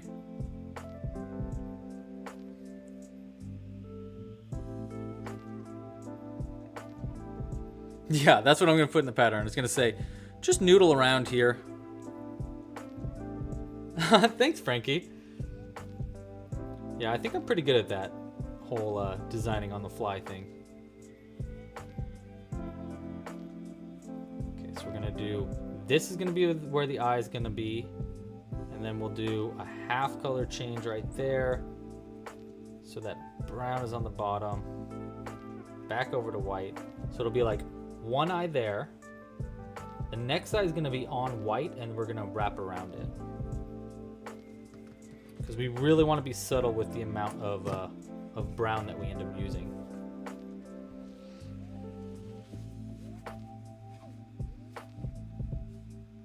And we'll go both loops for this stitch, and then we'll go back loops for the next few. Oops. One. Let's do two. Yeah, because one eye will be there. One eye will be here. We'll wrap around it. And then we'll add some like crazy wrapping all around our piece. Let's do this one. Okay, I just want to make sure that I'm doing this in the right spots. So let's look at the PDF. Because it's 1, 2, 3 stitches away, and then in round 4. Yes, perfect. All right, great. Do we want to add a nose? Nah, we don't need a nose. We don't need no nose. No nose.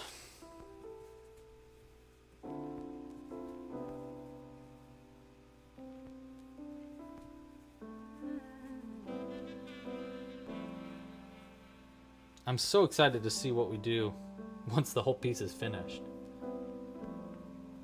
I wonder if you guys can see what I can see. Be kind of cool if you could.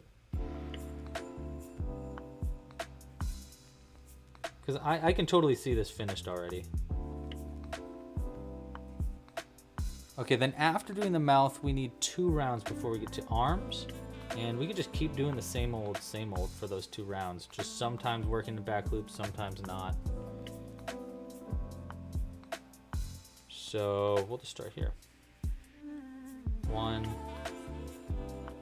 2, and then we'll work both loops.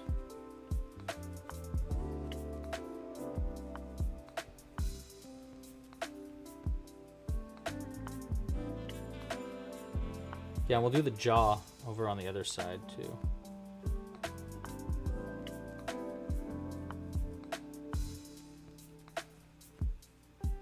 So the jaw's gonna go around here, so I'll work into both loops for this part because I know that we're gonna wanna add a jaw and we don't wanna have too much of like random stuff going on when we're doing that. But yeah, we got an eye right here.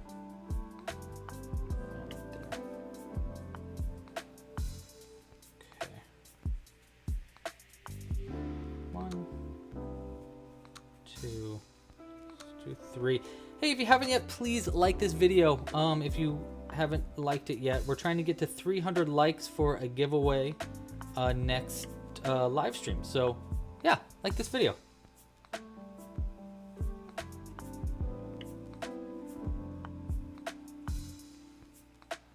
I'm thinking about getting my Twitch figured out pretty soon so that we can stream this.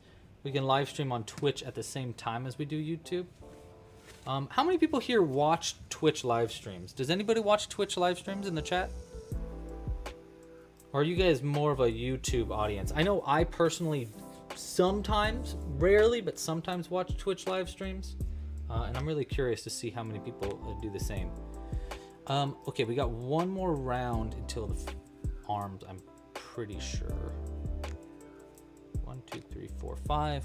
1, 2, 3, 4, 5. Yeah, 6. Okay, cool.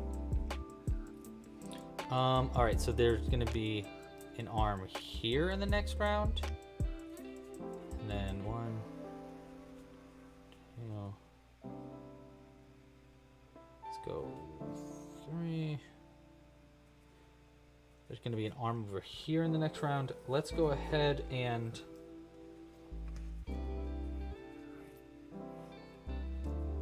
get color changes prepared for our left arm. Actually, this is going to be right in the center. We don't want that. We want it to be off center. 1. Okay, so there's arm. 1, 2, 3, 4. 5. This will be 6.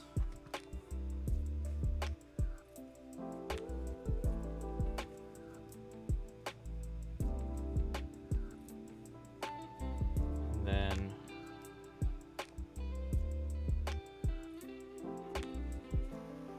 7 like that. And then there's going to be an arm right here. So I'm just adding a little, just like how we did on the eye, I'm just adding a little color change to give us more room to work with when we get to their next arm. Since I'm going to want to do a brown yarn, I think, and then we'll wrap it with white. 1,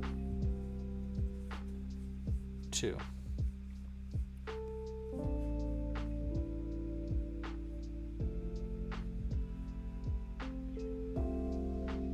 Okay. YouTube. Pretty much everyone here is YouTube, which actually does make a lot of sense. Yeah, Twitch can be a little chaotic. Oh, some people watch on YouTube, on Twitch as well. Cool. Okay.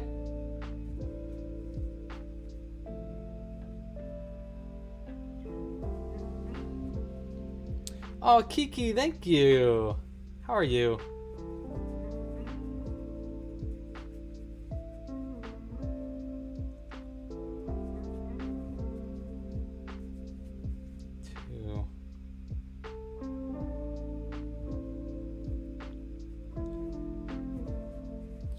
Okay. This is the stitch. Okay, now we're doing our arms, which is going to be a little trickier. What we can do with the arms, we can just make them a full color and then do white. You know what? Let's just do that. We'll do one leg that's all white, but the arms we're going to do all brown, and then we'll wrap them with white later to give them a little bit more of a like a mummy wrapped arms feel.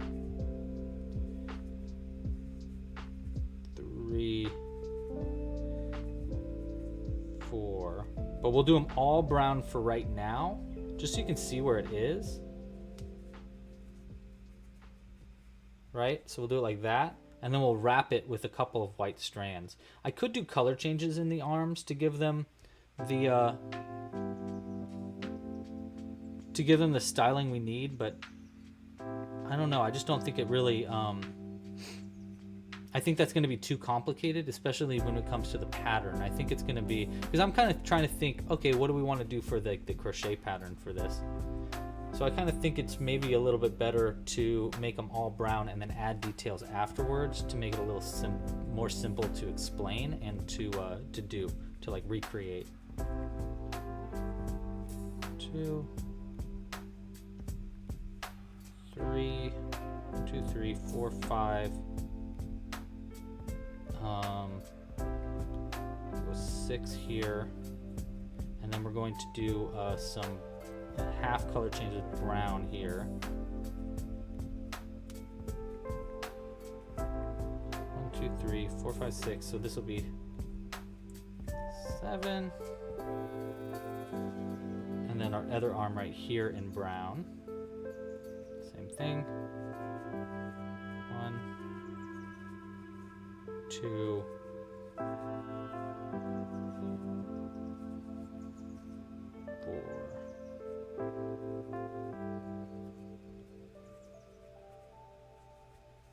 Like that.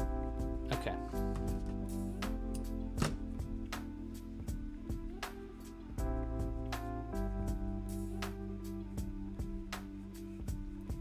Okay, so there's where the arms are. Let's go ahead and add our eye real quick. Or just one of our eyes. Again, I'm not sure if we're going to add white to the eyes or not. Oh.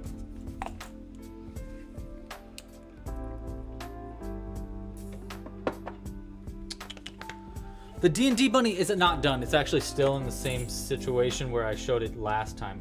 I'll tell you what, I'll try to make sure that I finish it this week so I can show you next week, 5 Worlds Explorer. Because I do want to finish it, and that's a great way to make sure that I'm, you know, stay true to what I say. But yeah, I'll try to finish it next week for you so I can show you it off. There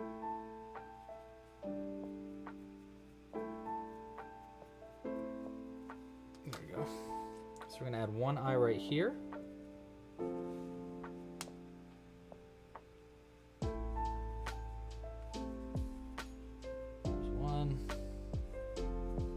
Looks like it's in the wrong space, though.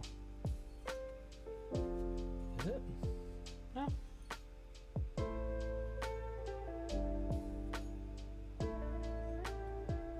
Yeah, that's the right spot. And then another eye is going to be just between. So 1, 2, 3. Next eye is going to be right here. Let's give us a little bit of room to work with.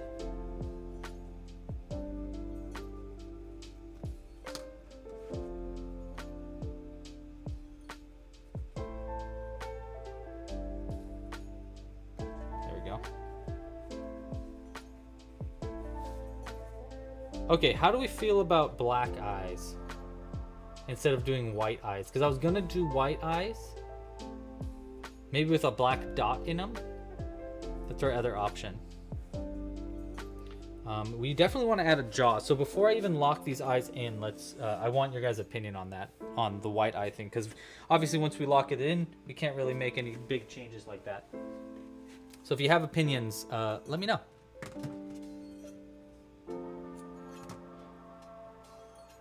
As far as the jaw goes, we can add that.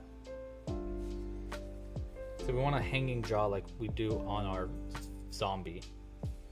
So I'm gonna go from right here.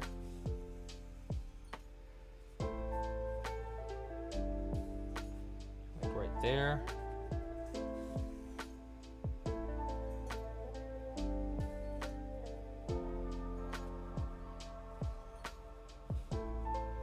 Does that look like a jaw to you? Not really, huh?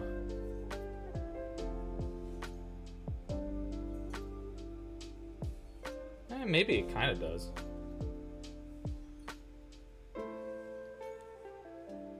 I know what to do. Let's try using gray to make little teeth under the jaw so that it looks like he has like rotting teeth. Because, you know, mummy.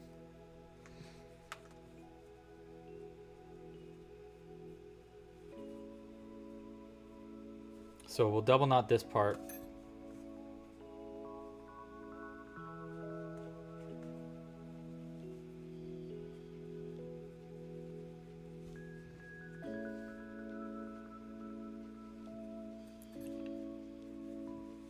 Okay. Ouch. And don't worry, if you're wondering, like, is he going to do a pattern for this? I will write a pattern and I will record the tutorial for the pattern for this once I do end up coming out with this. But, you know, I don't know if I'll finish it by the end of the month, but I might. So we're going to come up through here and let's add some gray, gross little teeth. Like this. One.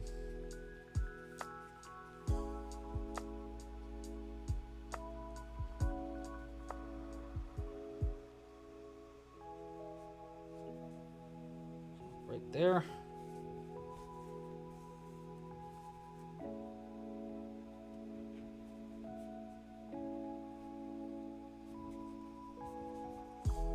That. Is this looking like a mouth yet? Looking like a jaw? Maybe a little bit. We'll do one more tooth over here.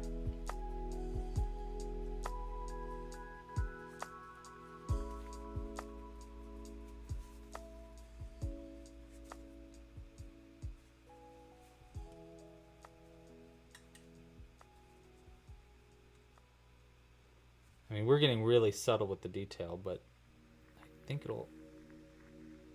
Since there's just so little amount of, like, stuff going on in this face, I think a little jaw would help. Does that look like a jaw? To you? It kind of looks weird.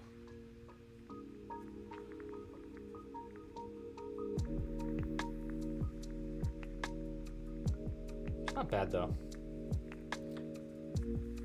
I'll see what it looks like if I add a little bit more brown on top of the jaw too. 1, 2 for the knot. Those teeth are going to be really hard to remove, so I hope you like them. You think he only needs one eye? Okay, let's see what that looks like. If we remove this eye.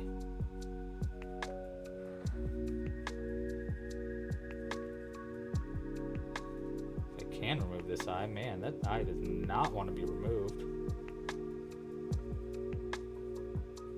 There we go. You think he only needs the one eye?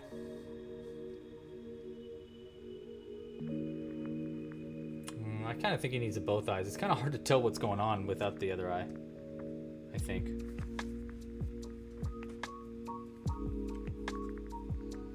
Now the arm thing, we are gonna like wrap these arms a little bit with white yarn at the end, so don't worry about that.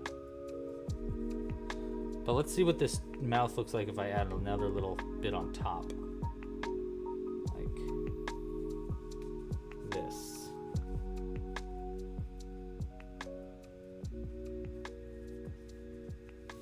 Does that look good or bad? Let's add that other eye back. Here.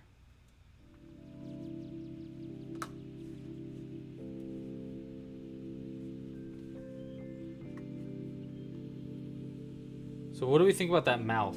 I don't know if I like the mouth. I don't know if I like the top lip, at least. It looks too angry. It looks like, looks kind of gross. All right, we're gonna take this one out. I don't like the top lip at the very least. Bottom lip is fine. I kind of think it doesn't really need it, but that's okay.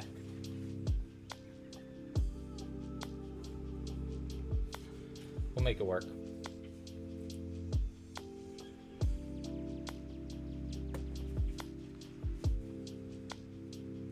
You can always cover it up a little bit with the white yarn when we're adding all the additions to it. Oh, right, you guys were saying yellow eyes. Yellow eyes actually is not a bad idea. I just don't have yellow. Making them yellow right now is actually really difficult because I only have, we'd have to white. I don't have yellow nail polish. But I might do yellow next time. I might go get some yellow nail polish and make some yellow eyes for it for next time. So I don't think that's a bad idea.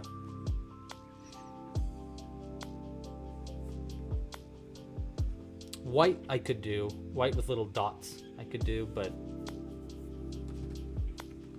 yeah. Yellow's kind of difficult right now.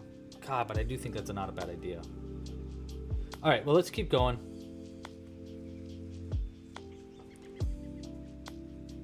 Yeah, I don't think I can do red either. I don't have red eyes. I don't have red, again, nail polish. That's what I need.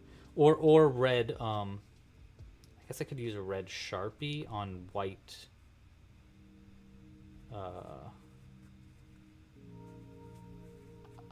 time is it? 5? Okay, we can try that. I got an idea. I know how we can try to do some color stuff. It's just, I think Jules has all the Sharpies downstairs, so I need to, like, go get them and stuff. But the first thing we need to do this is we need cardboard.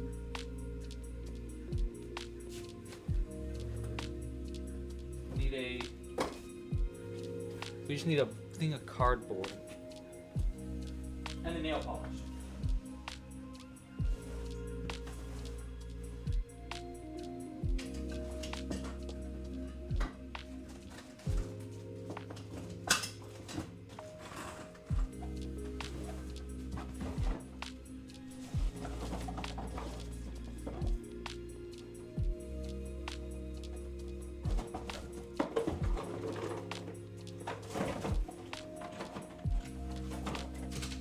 Okay, cardboard, whiteout.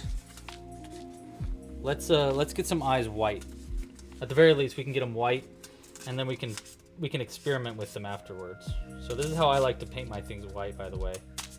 Let's do 8 eyes. That way we have stuff to test out.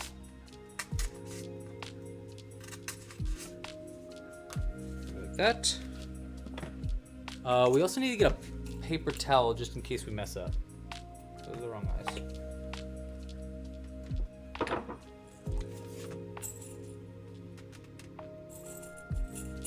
3. Need 8 of these. 4, 5, 6, 7, 8.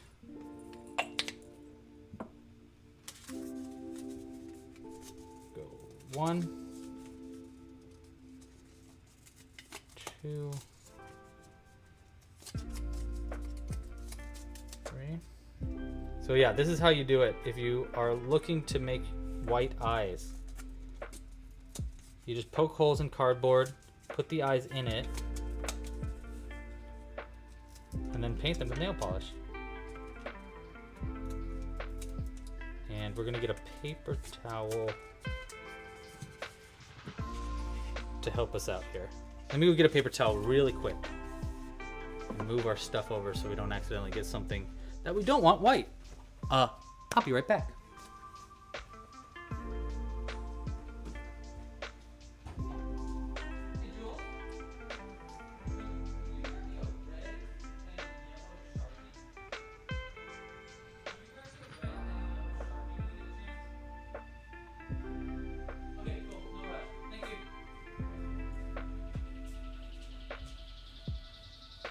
I got Jules on Sharpie duty. So Jules is gonna get us some Sharpies so we can test this out. I don't know if this is gonna work, but it might. Oh wait, we should probably shake it first.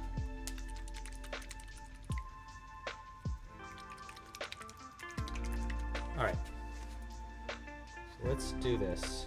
Be very careful so we don't accidentally get white all over our backdrop.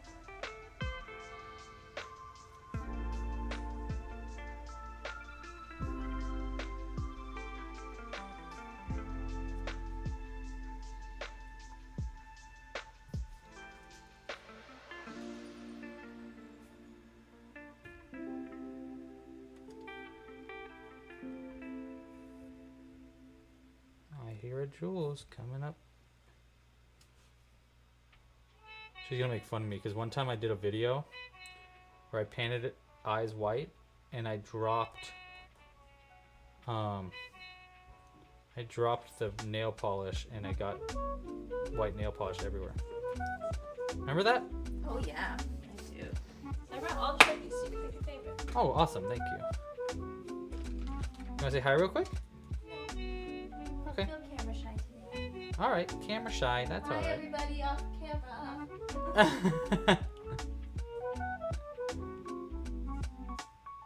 That is okie dokie.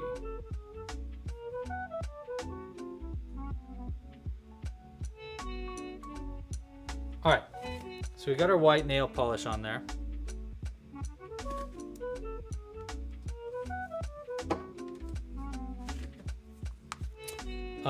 We'll put that to the side to dry for a second, and let's continue crocheting another round, and then we'll experiment.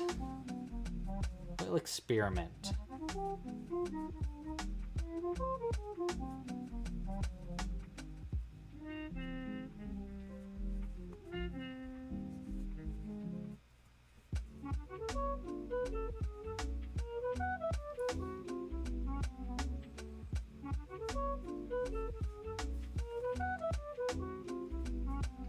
Shout out for Jane. Hi, Jane. How are you? Hope you're having a great day.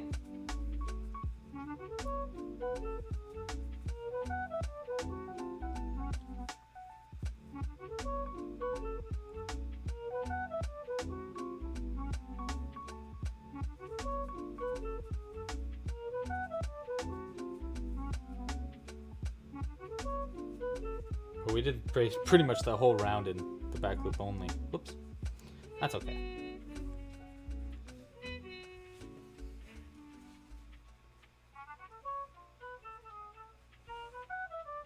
Okay. All right, so now we want to do our legs. I think we're going to do this leg white, completely white. This leg over here we'll do brown and we'll cover it up.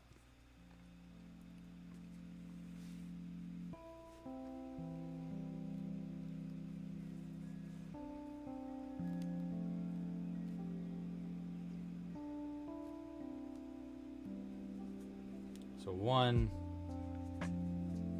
2, one leg here. Where's our brown yarn? Right here.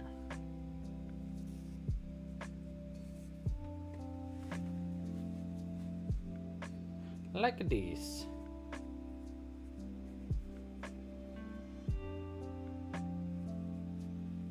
One,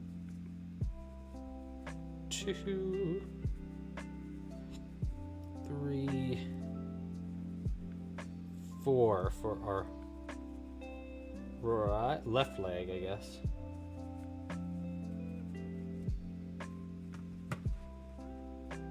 And then the other leg's gonna be all white, so we actually don't need the brown yarn.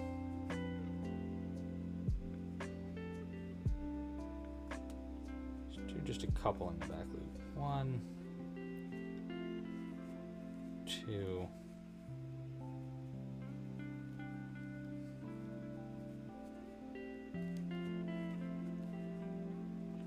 And then all white.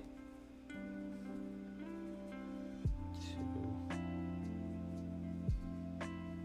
I like this song.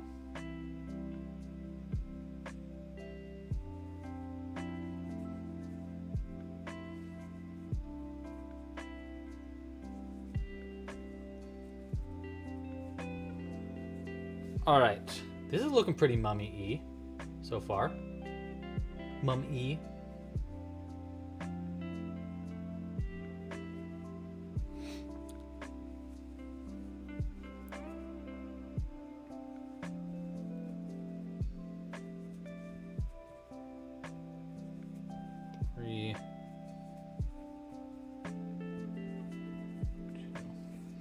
Okay. All right, that's pretty good for the legs. Let's mess around with some eyes now. Okay, so the first thing is we need to try... Let's try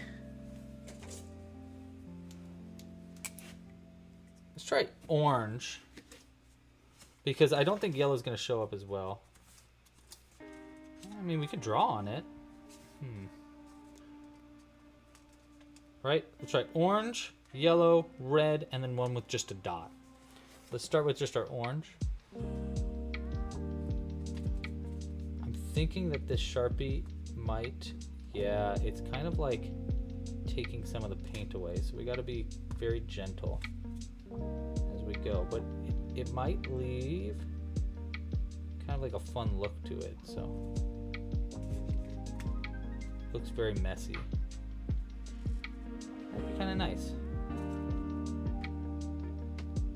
Yeah, see that paint just peeled off on that other side. I think the paint wasn't really dry enough. But that could work. Orange is an option. Orange is an option. Yellow. Is yellow an option? gonna go yellow over here.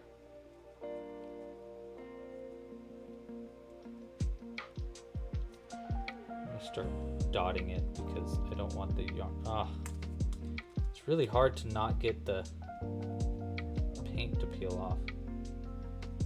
You gotta be really gentle with it. Yeah, see, it's completely peeling. It's easier to paint it. That's our option for yellow. Not the best. Not the worst, but not the best. Okay. Red. Let's see. I think we actually have this big red, like, paint one. This might work a little easier. Let's try red.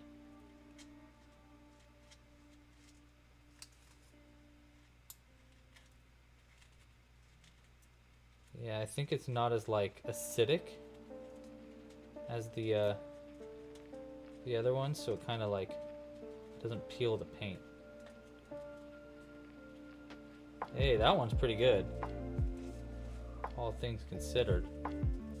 There's our red. Red actually is pretty good. As far as like, you know, not accidentally painting the wrong parts. Because that's our option for red. Red actually is not bad. It looks a little demonic though. Let's try, I have one more thing I want to try. And we might have...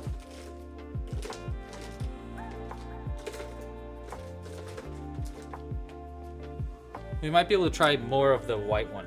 Okay, I want to try one where we do just a dot.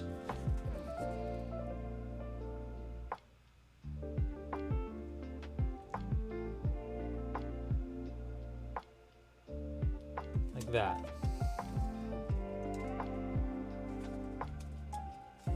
Okay. All right, here's what we're gonna do. Let's start with the yellow, because I'm pretty sure the yellow is dry already. And let's just see what it looks like on the face. So we'll remove these eyes. Bye, Jen. Thanks for joining. We can try multiple coats of white nail polish too, yeah. For sure. But we just need to see if... I'm more just like, is this going to look good? You know? Okay. Almost got the eye out. There we go. Okay. Yellow eye option. What do we think?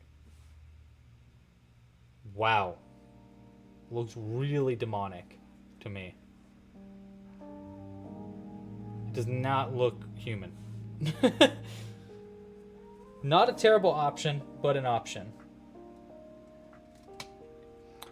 Here's what the little dot looks like, by the way. I'm gonna make it pointing out like that. That's what the one little dot looks like. Actually, it's not bad. I kind of like them together too.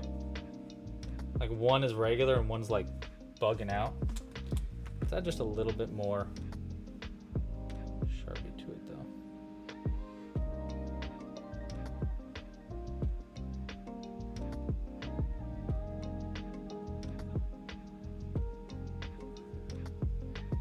How do we feel about that, team?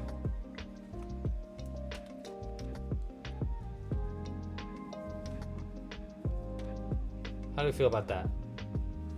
I kind of like the two of these together a little bit. Especially if we wrap this one a little bit. But also, I could do full black eye. You know what? Let's do a vote. Why don't we do a vote? What color eyes should we have? All black,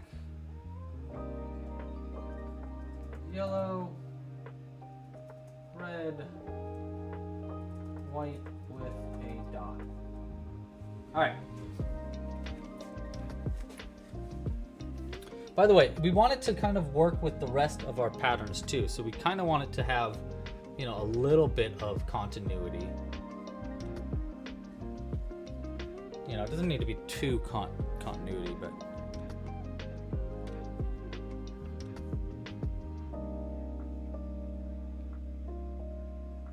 Dot the yellow eye. Okay, we can try dotting the yellow eye. Where did the yellow eye go though? Did it fall or something? Oh, there it is. All right, we'll try to dot the yellow eye. I don't think that's gonna help too much, but we can, at the very least, we can cover up our goofiness here. That's what the yellow eye dotted looks like. Actually, if we did like this, that would be perfect for our sea monster. It's just kind of like a little sea monster eye.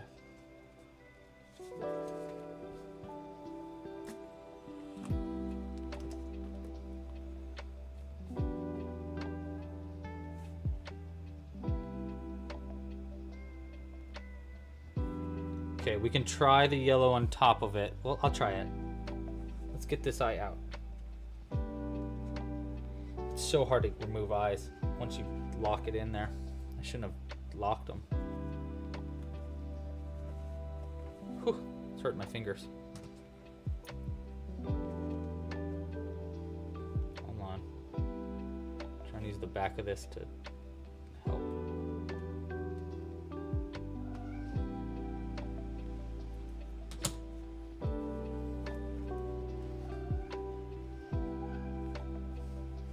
But what are you whining about? Oh. Can't get this one out.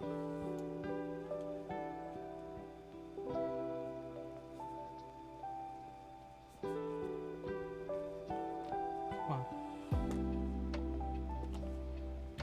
It's just really, really locked in there.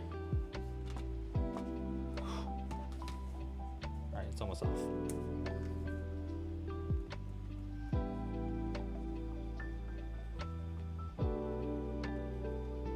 There. Whew. Look at that. Ugh. Gross. All right, you wanted to try the yellow one in the second eye. I don't like that one. No. No, I'm not going to do that. I don't like it. Not a fan of that one. All right, what did the vote? Wow, we're choosing a lot of yellow. Okay, well, let's try to double up the yellow then. Let's try to do another yellow that's more like all the way yellow. So we'll be a little bit more gentle with this one and just kind of barely cover it so we don't accidentally strip the yarn or the white.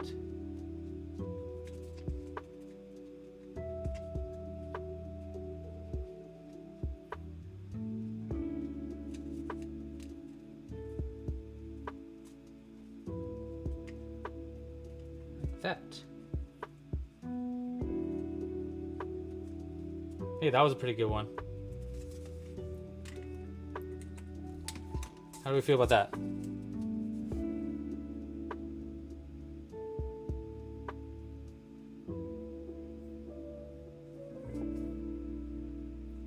Dark purple bat, Onyx. I vote dark purple. All right, let's try to get this eye a better yellow too.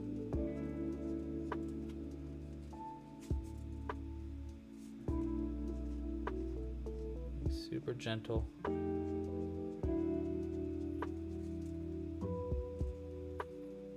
Oops, almost stripped it there. All right, there's our yellow eyes.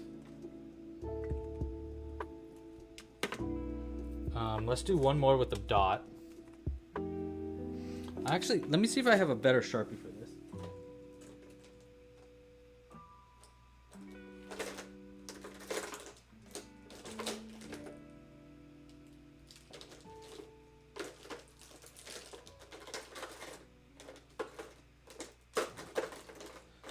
There's one. Oh, that's not a Sharpie. Okay, we don't. All right, let's try to do another dotted eye. Okay.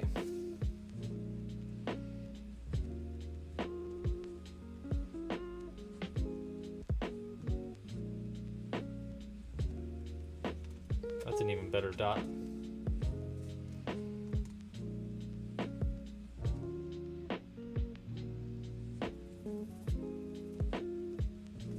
That's a pretty good dot. Okay. Let's try doing both dots. This? Yeah, this is Dr. Frankenstein.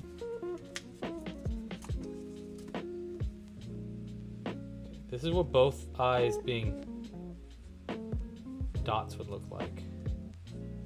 He looks crazy. I don't like it. Yellow? Okay, feels dry.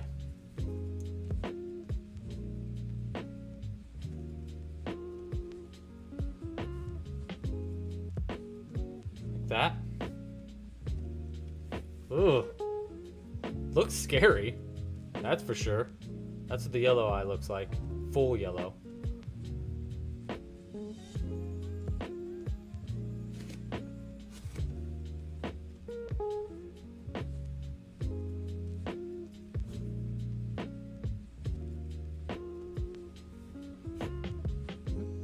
Okay.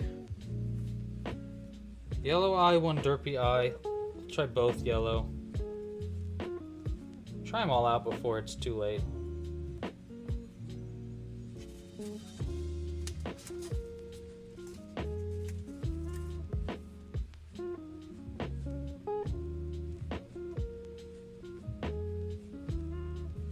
Okay, that's what yellow eyes look like.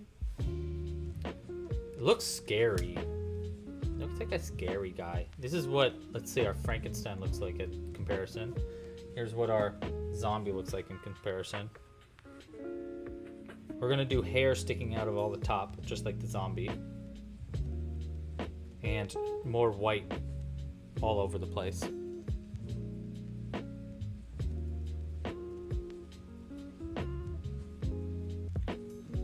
Hi Bex, how are you? We're having a hard time choosing eyes right now.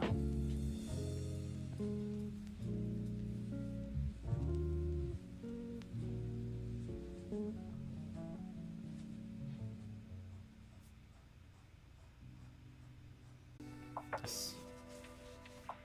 And then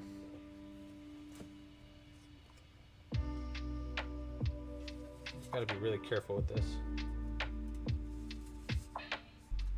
White dot off. I'm gonna get it close to my face.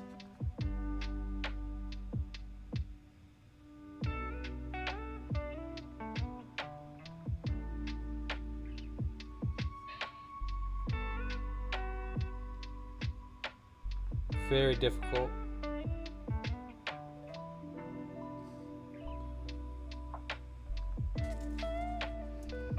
White with black, or black with a white dot. On this. It wouldn't actually, that wouldn't be bad. But again, it's like another one of those. I don't know if it's perfect or not. If we can get another one, just like that one, let's try.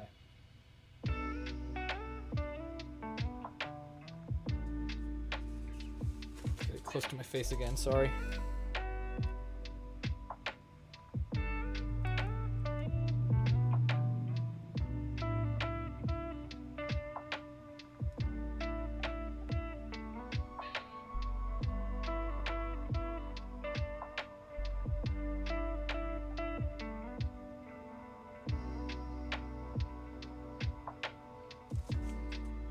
How's that?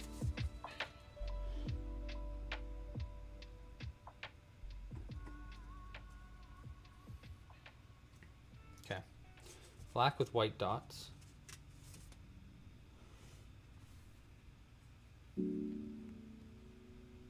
Actually, that's kind of cute.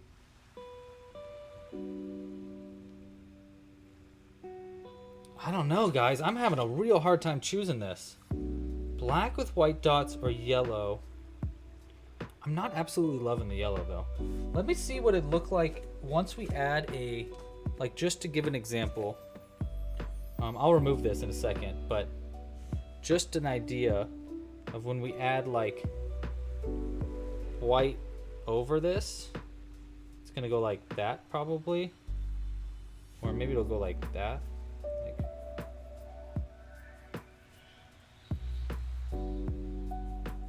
We'll do this detail later though too.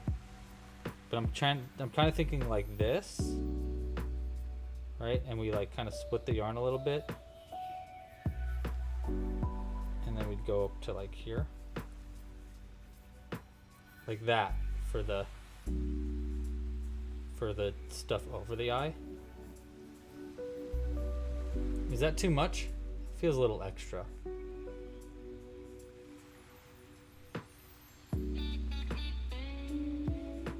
What do we think about that?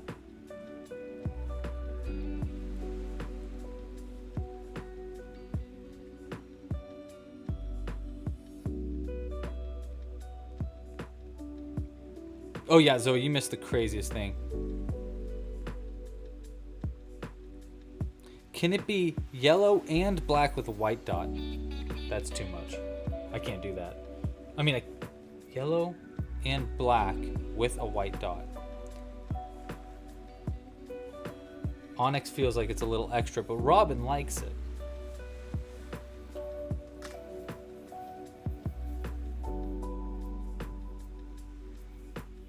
I think it's only extra because of the yellow.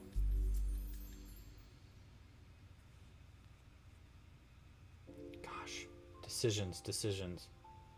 Hard to make decisions. Let's look at what the let me just get an idea of this real quick. Just so we can see it. That's what it looks like with the white dot. I kind of like that one though. Again, creepy, but I kind of like it too.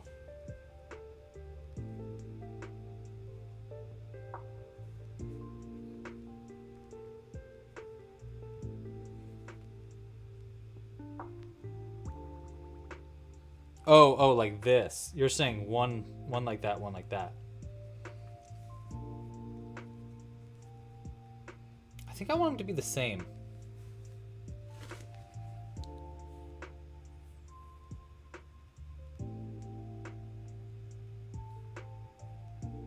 Black with a red dot is, I think, a little too hard. Oh, we never even looked at what the red dot looked like. If you want to see that one. This is what a red eye looks like. Red eye looks straight up like it came out of hell. I actually don't. I'm not a big fan of the red one. It's too creepy for like the theme.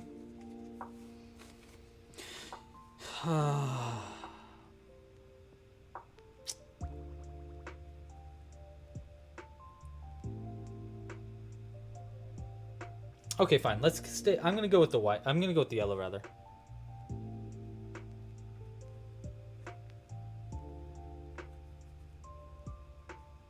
I think I'm gonna go same eyes, yellow on both, is I think what we're gonna go with. Which was the vote actually too, so. I kind of just like the black eyes though. After doing all this, I kind of just like it regular. Ask Jewel. She's working right now. I don't want to bug her, but I do want her opinion. We've spent like 10 minutes on this eye thing. Let's just do it. Let's just go with the yellow eyes and call it.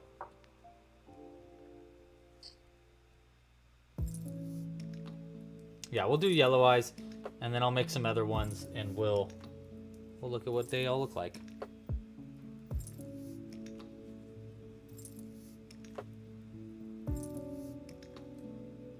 I'm gonna remove this because we're gonna add it later using more yarn, and we'll just keep it regular for right now.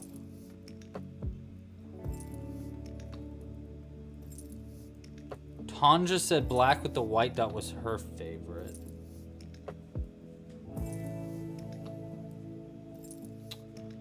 Gosh.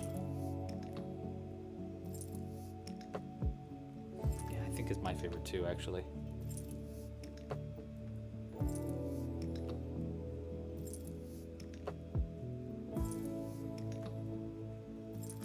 Like this.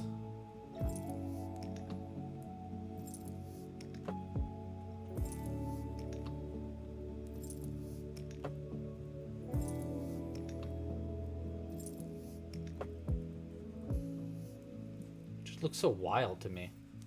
With two different eyes, I mean.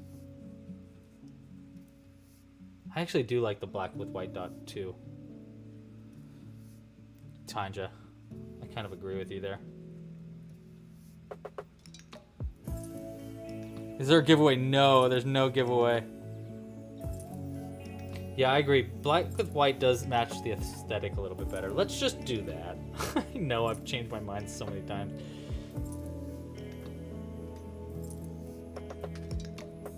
We're doing it. We're doing it. Like that. And we'll keep the eyes looking out. Like that. Or actually in. That looks pretty good. So they're kind of looks like it's looking that way. But I kind of like that. We'll go with that. All right. Move this out of the way.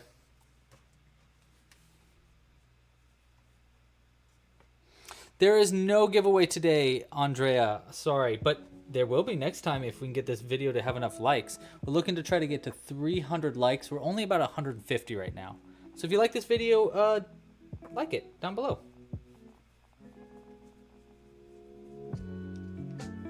Okay, we're sticking with these eyes.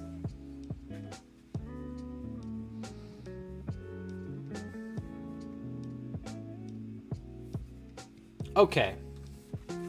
Thank you guys for staying around with that. I'm sorry I was so indecisive. I'm having a very indecisive day, by the way. I should have told you that ahead of time. Okay, next we are going to finish this guy up. We need to do one more round of just decreasing, and then need to do the finger puppet addition, and then we can sew everything together. And then we can add all the details that we want. So first, let's do our last round of decreasing real quick. And then we can have a difficult time deciding all of the other detail that we want to add. This was fun though. I like designing with you guys. You come up with very interesting and unique ideas that I definitely wouldn't come up with by myself. And you also encourage me to do things a little bit out of my comfort zone, which I really appreciate that. Thank you for your opinions. I appreciate you. Okay, this is going to be the last decrease for our main bit. Cut it. Looks like we barely have enough of this off-white to add all of our details, so we're going to do a little of a different off-white.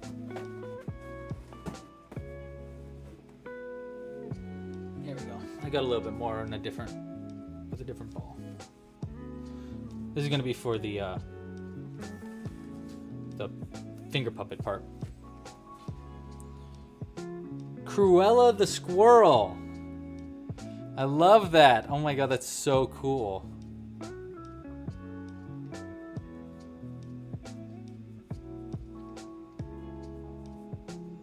Four, 5, 6.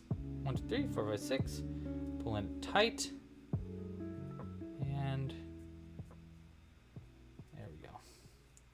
1.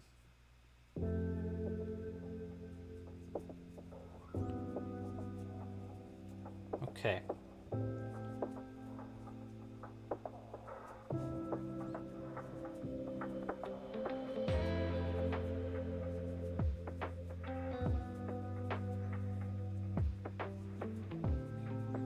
This song's pretty chill.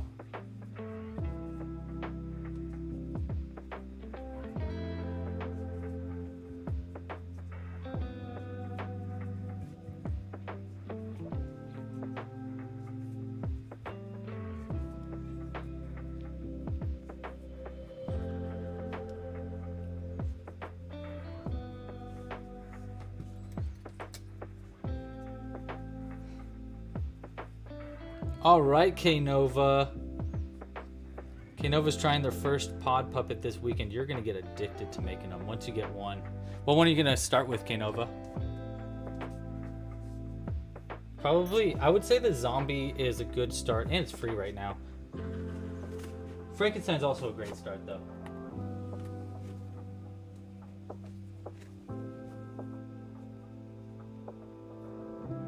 Yeah, improv crochet. Ooh, I feel like there's a name in there for what those are. I mean, calling them design alongs is really fun too. I really like it when half of the video is not a design along and then the other half is, like this one, you know, like the first half we did a Frankenstein and then the second half we designed a mummy. I kind of like that because then like it gives, well, for a few reasons. First off, it gives me a little bit of a brain break in the first half of the live stream because sometimes I have a difficult time, like, you know, getting into the zone, especially when it comes to designing, which is pretty, you know, pretty helpful for designing and stuff. And then the other reason is because it gives people something that they can crochet along to, which I kind of like that idea too. You know, that is kind of the purpose, is that we're at least sort of crocheting something together. Crochet sounds like a different. Sounds like a. Crochet sounds like Italian. Crochet.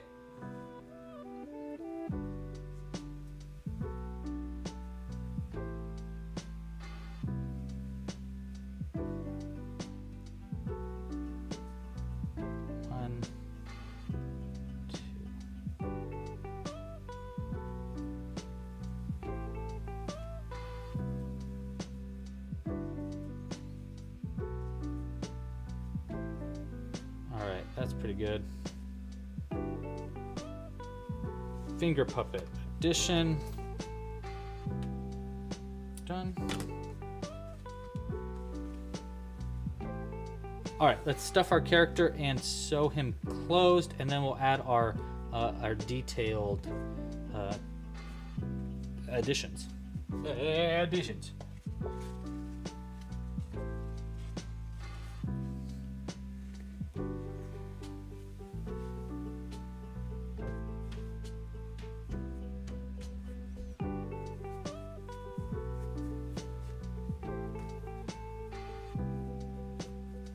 Crochet. Oh, we can stop this vote, by the way.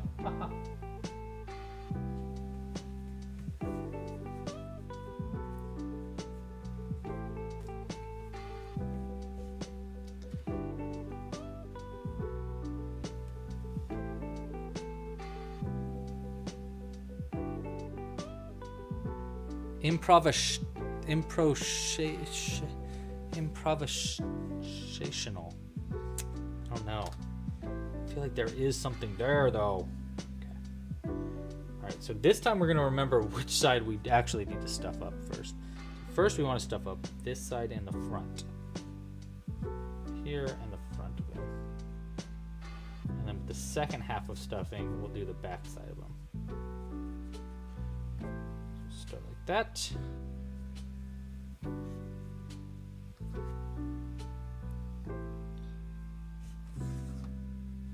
Oh no, you lost 5 shrines. Oh, bummer.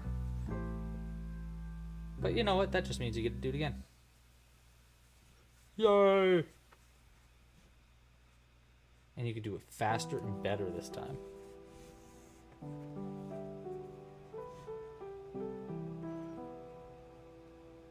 Divine Rose, you're a psychopath. You're crazy, dude. Divine Rose said that they said they're thinking everyone is getting blankets for Christmas this year. Unless you're buying those blankets, you are not finishing a bunch of blankets for Christmas this year. There's no way. I mean, you know, more power to you. I hope you can. But that's a lot of crochet or knitting or however you're making those blankets. You crazy. A little bit more stuffing in the back.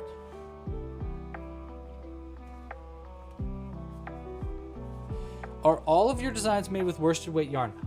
Yeah, pretty much. I really like using worsted weight yarn for my amigurumi. Obviously, you can use larger yarn though. You don't have to use worsted weight yarn.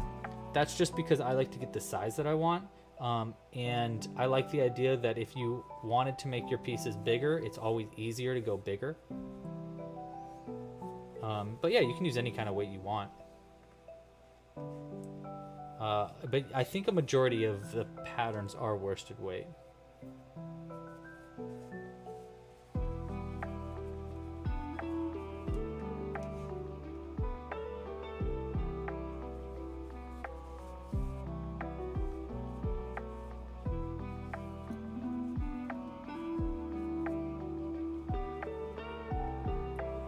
Okay.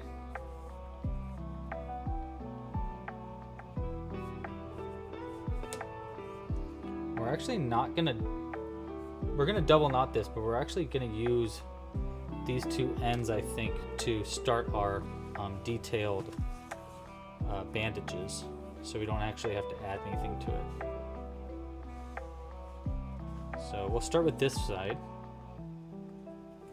and I'm just gonna go in through where we knotted, and let's start on this leg over here.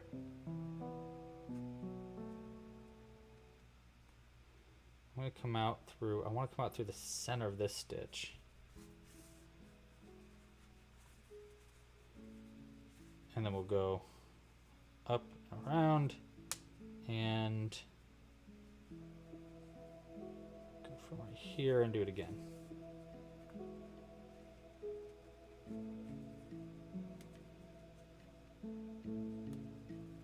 Okay, that's a good start, I think. Let's do this arm.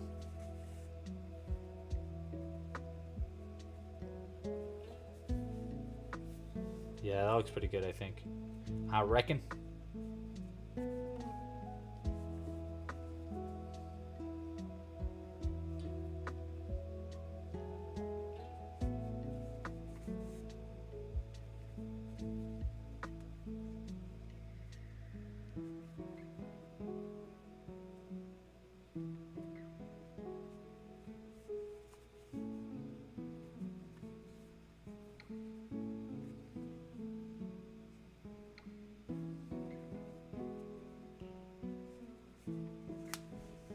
Here, come out like that. Okay, I think that's a good arm and leg wrapping. Just adds a little bit of little wrapping detail to them, and then we want to do some like weird wrappings,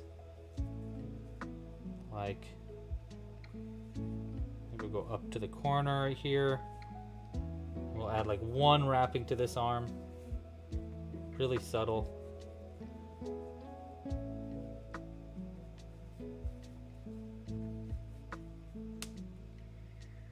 That. And I'm actually going to come out right here on the bottom.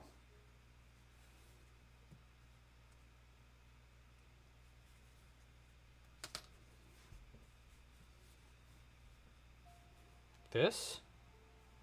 That's coming together. Yeah, that's already adding a lot to it.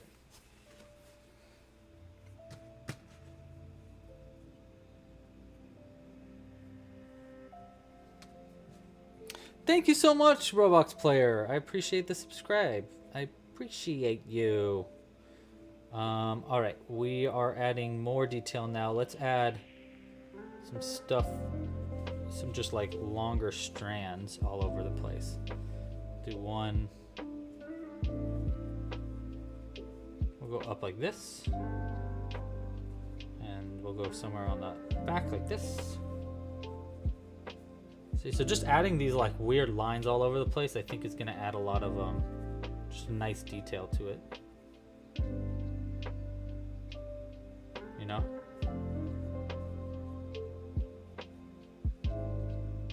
Actually, I think we'll come right back to maybe above that one like that. Come out. Let's go like right here.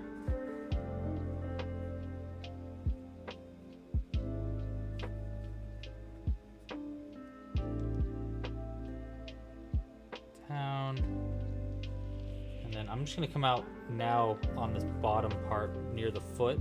because I wanted both of these ends to be at the feet so I could have a little cut thread just hanging off of him right at the base. 1, 2.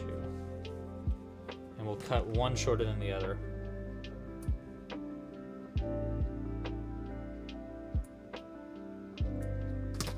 Right? So he's got like a little bit of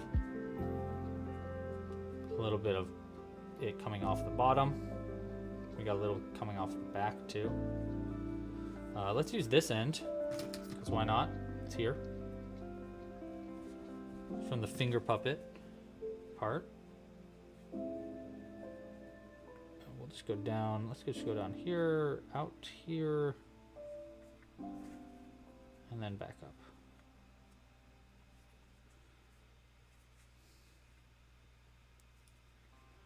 And then just come out somewhere on the side like that.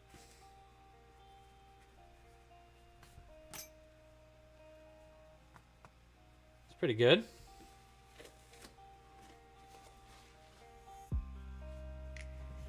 Same thing, we'll just cut it somewhat close.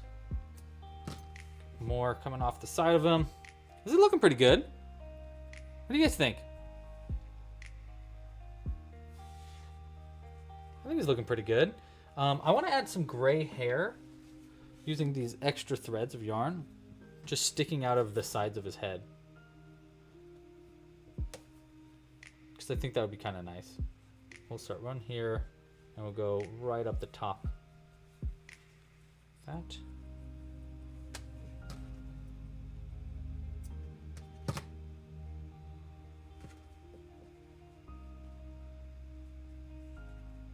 Do one more.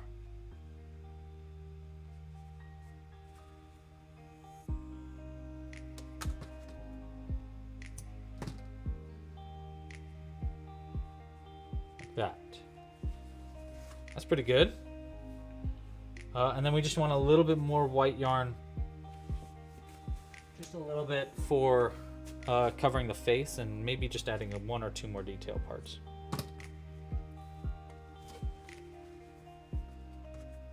I'm just going to cover the eye a little bit with one strand. We'll come out through like, we'll start like right here since we need a place to knot together anyhow. We'll just leave that little tail end sticking out. Come over here.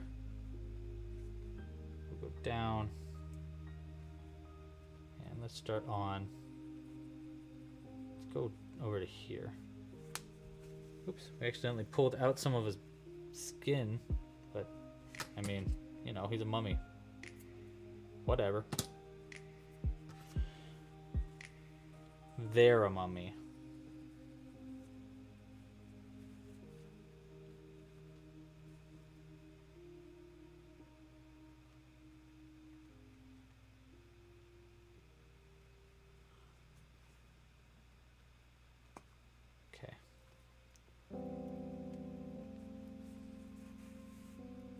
Okay, how does this look? That's nice, right? Do we like that? Maybe under it.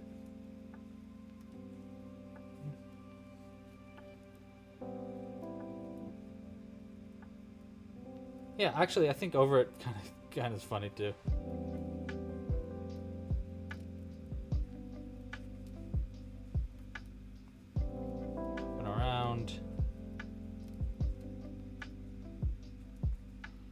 It's fun just to like be like loose with how we're doing this. Fun to not have much like stability to it for amigurumi. It's pretty good though.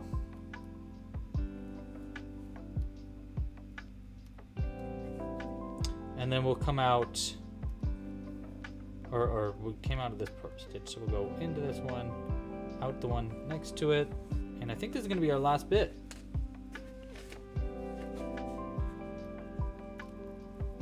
Let's double knot these two.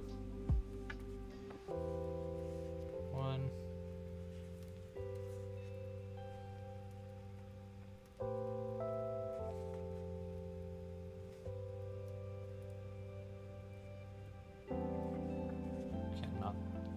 this other knot. Cannot.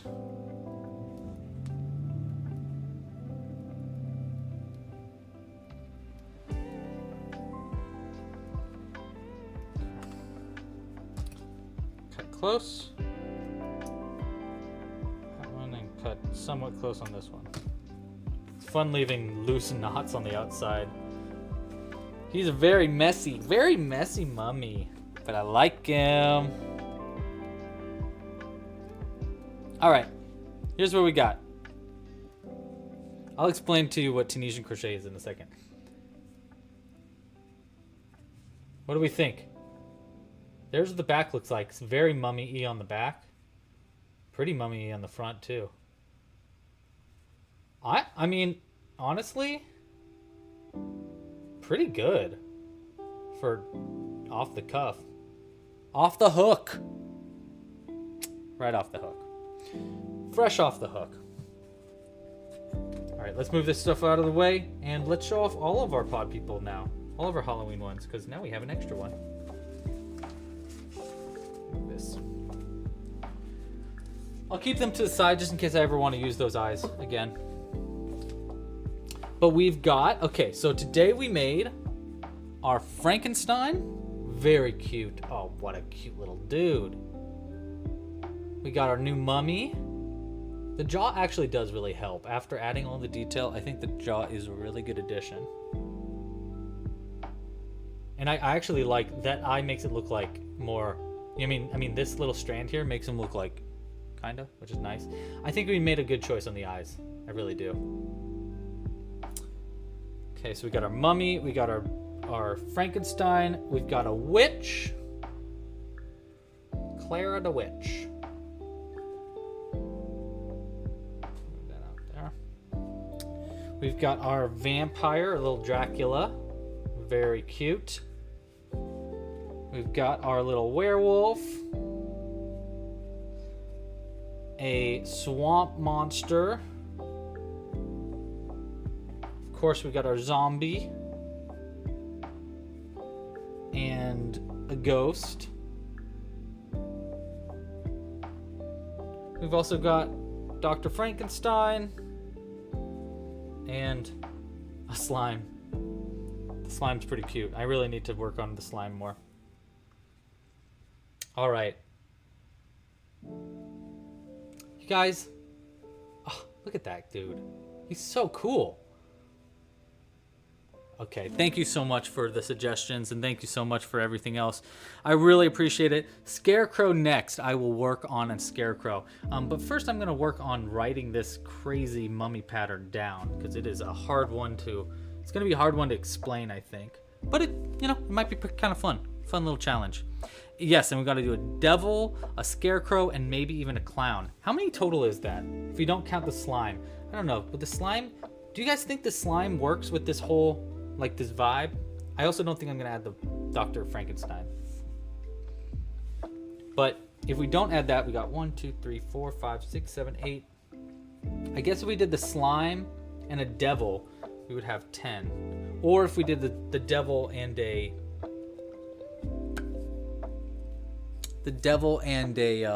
scarecrow, that could be 10. Because 10 would be fun, Then we got a perfect 10 of them. Okay. Well, thank you so much for watching again. Pasta la pizza, my friends. I hope you guys have a great day. We're going to call it here.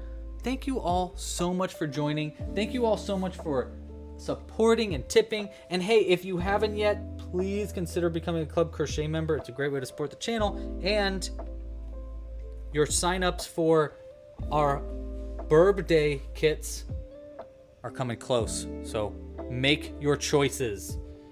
Sign up for a pro kit now. For people that are Club Crochet Pro members, I will add your choices to the site really soon. And we're going to be having a new hummingbird and a macaw pattern on the website soon too. Also, don't forget to check out the brand new pumpkin pattern if you haven't yet. It's a really cool no-sew pattern. I really like it. And it's very easy to do. So I think it's a great afternoon project if you need it. All right, guys. Pasta la pizza. Happy hooking. I'll see you guys next Thursday when we're going to be making pumpkins. I'm going to try needle felting a face on it, but we'll see how that goes. Pasta Pizza, happy hooking, and I'll see you guys next week. Can I get the, like, right on there? Kind of. All right. Bye. Oh my gosh. No, you hang up first. Oh my gosh. You're so Brad. No, you hang up first. I think it'd be better if Echo Cat, actually, maybe this time you could hang up first. No, K-Nova, you hang up first.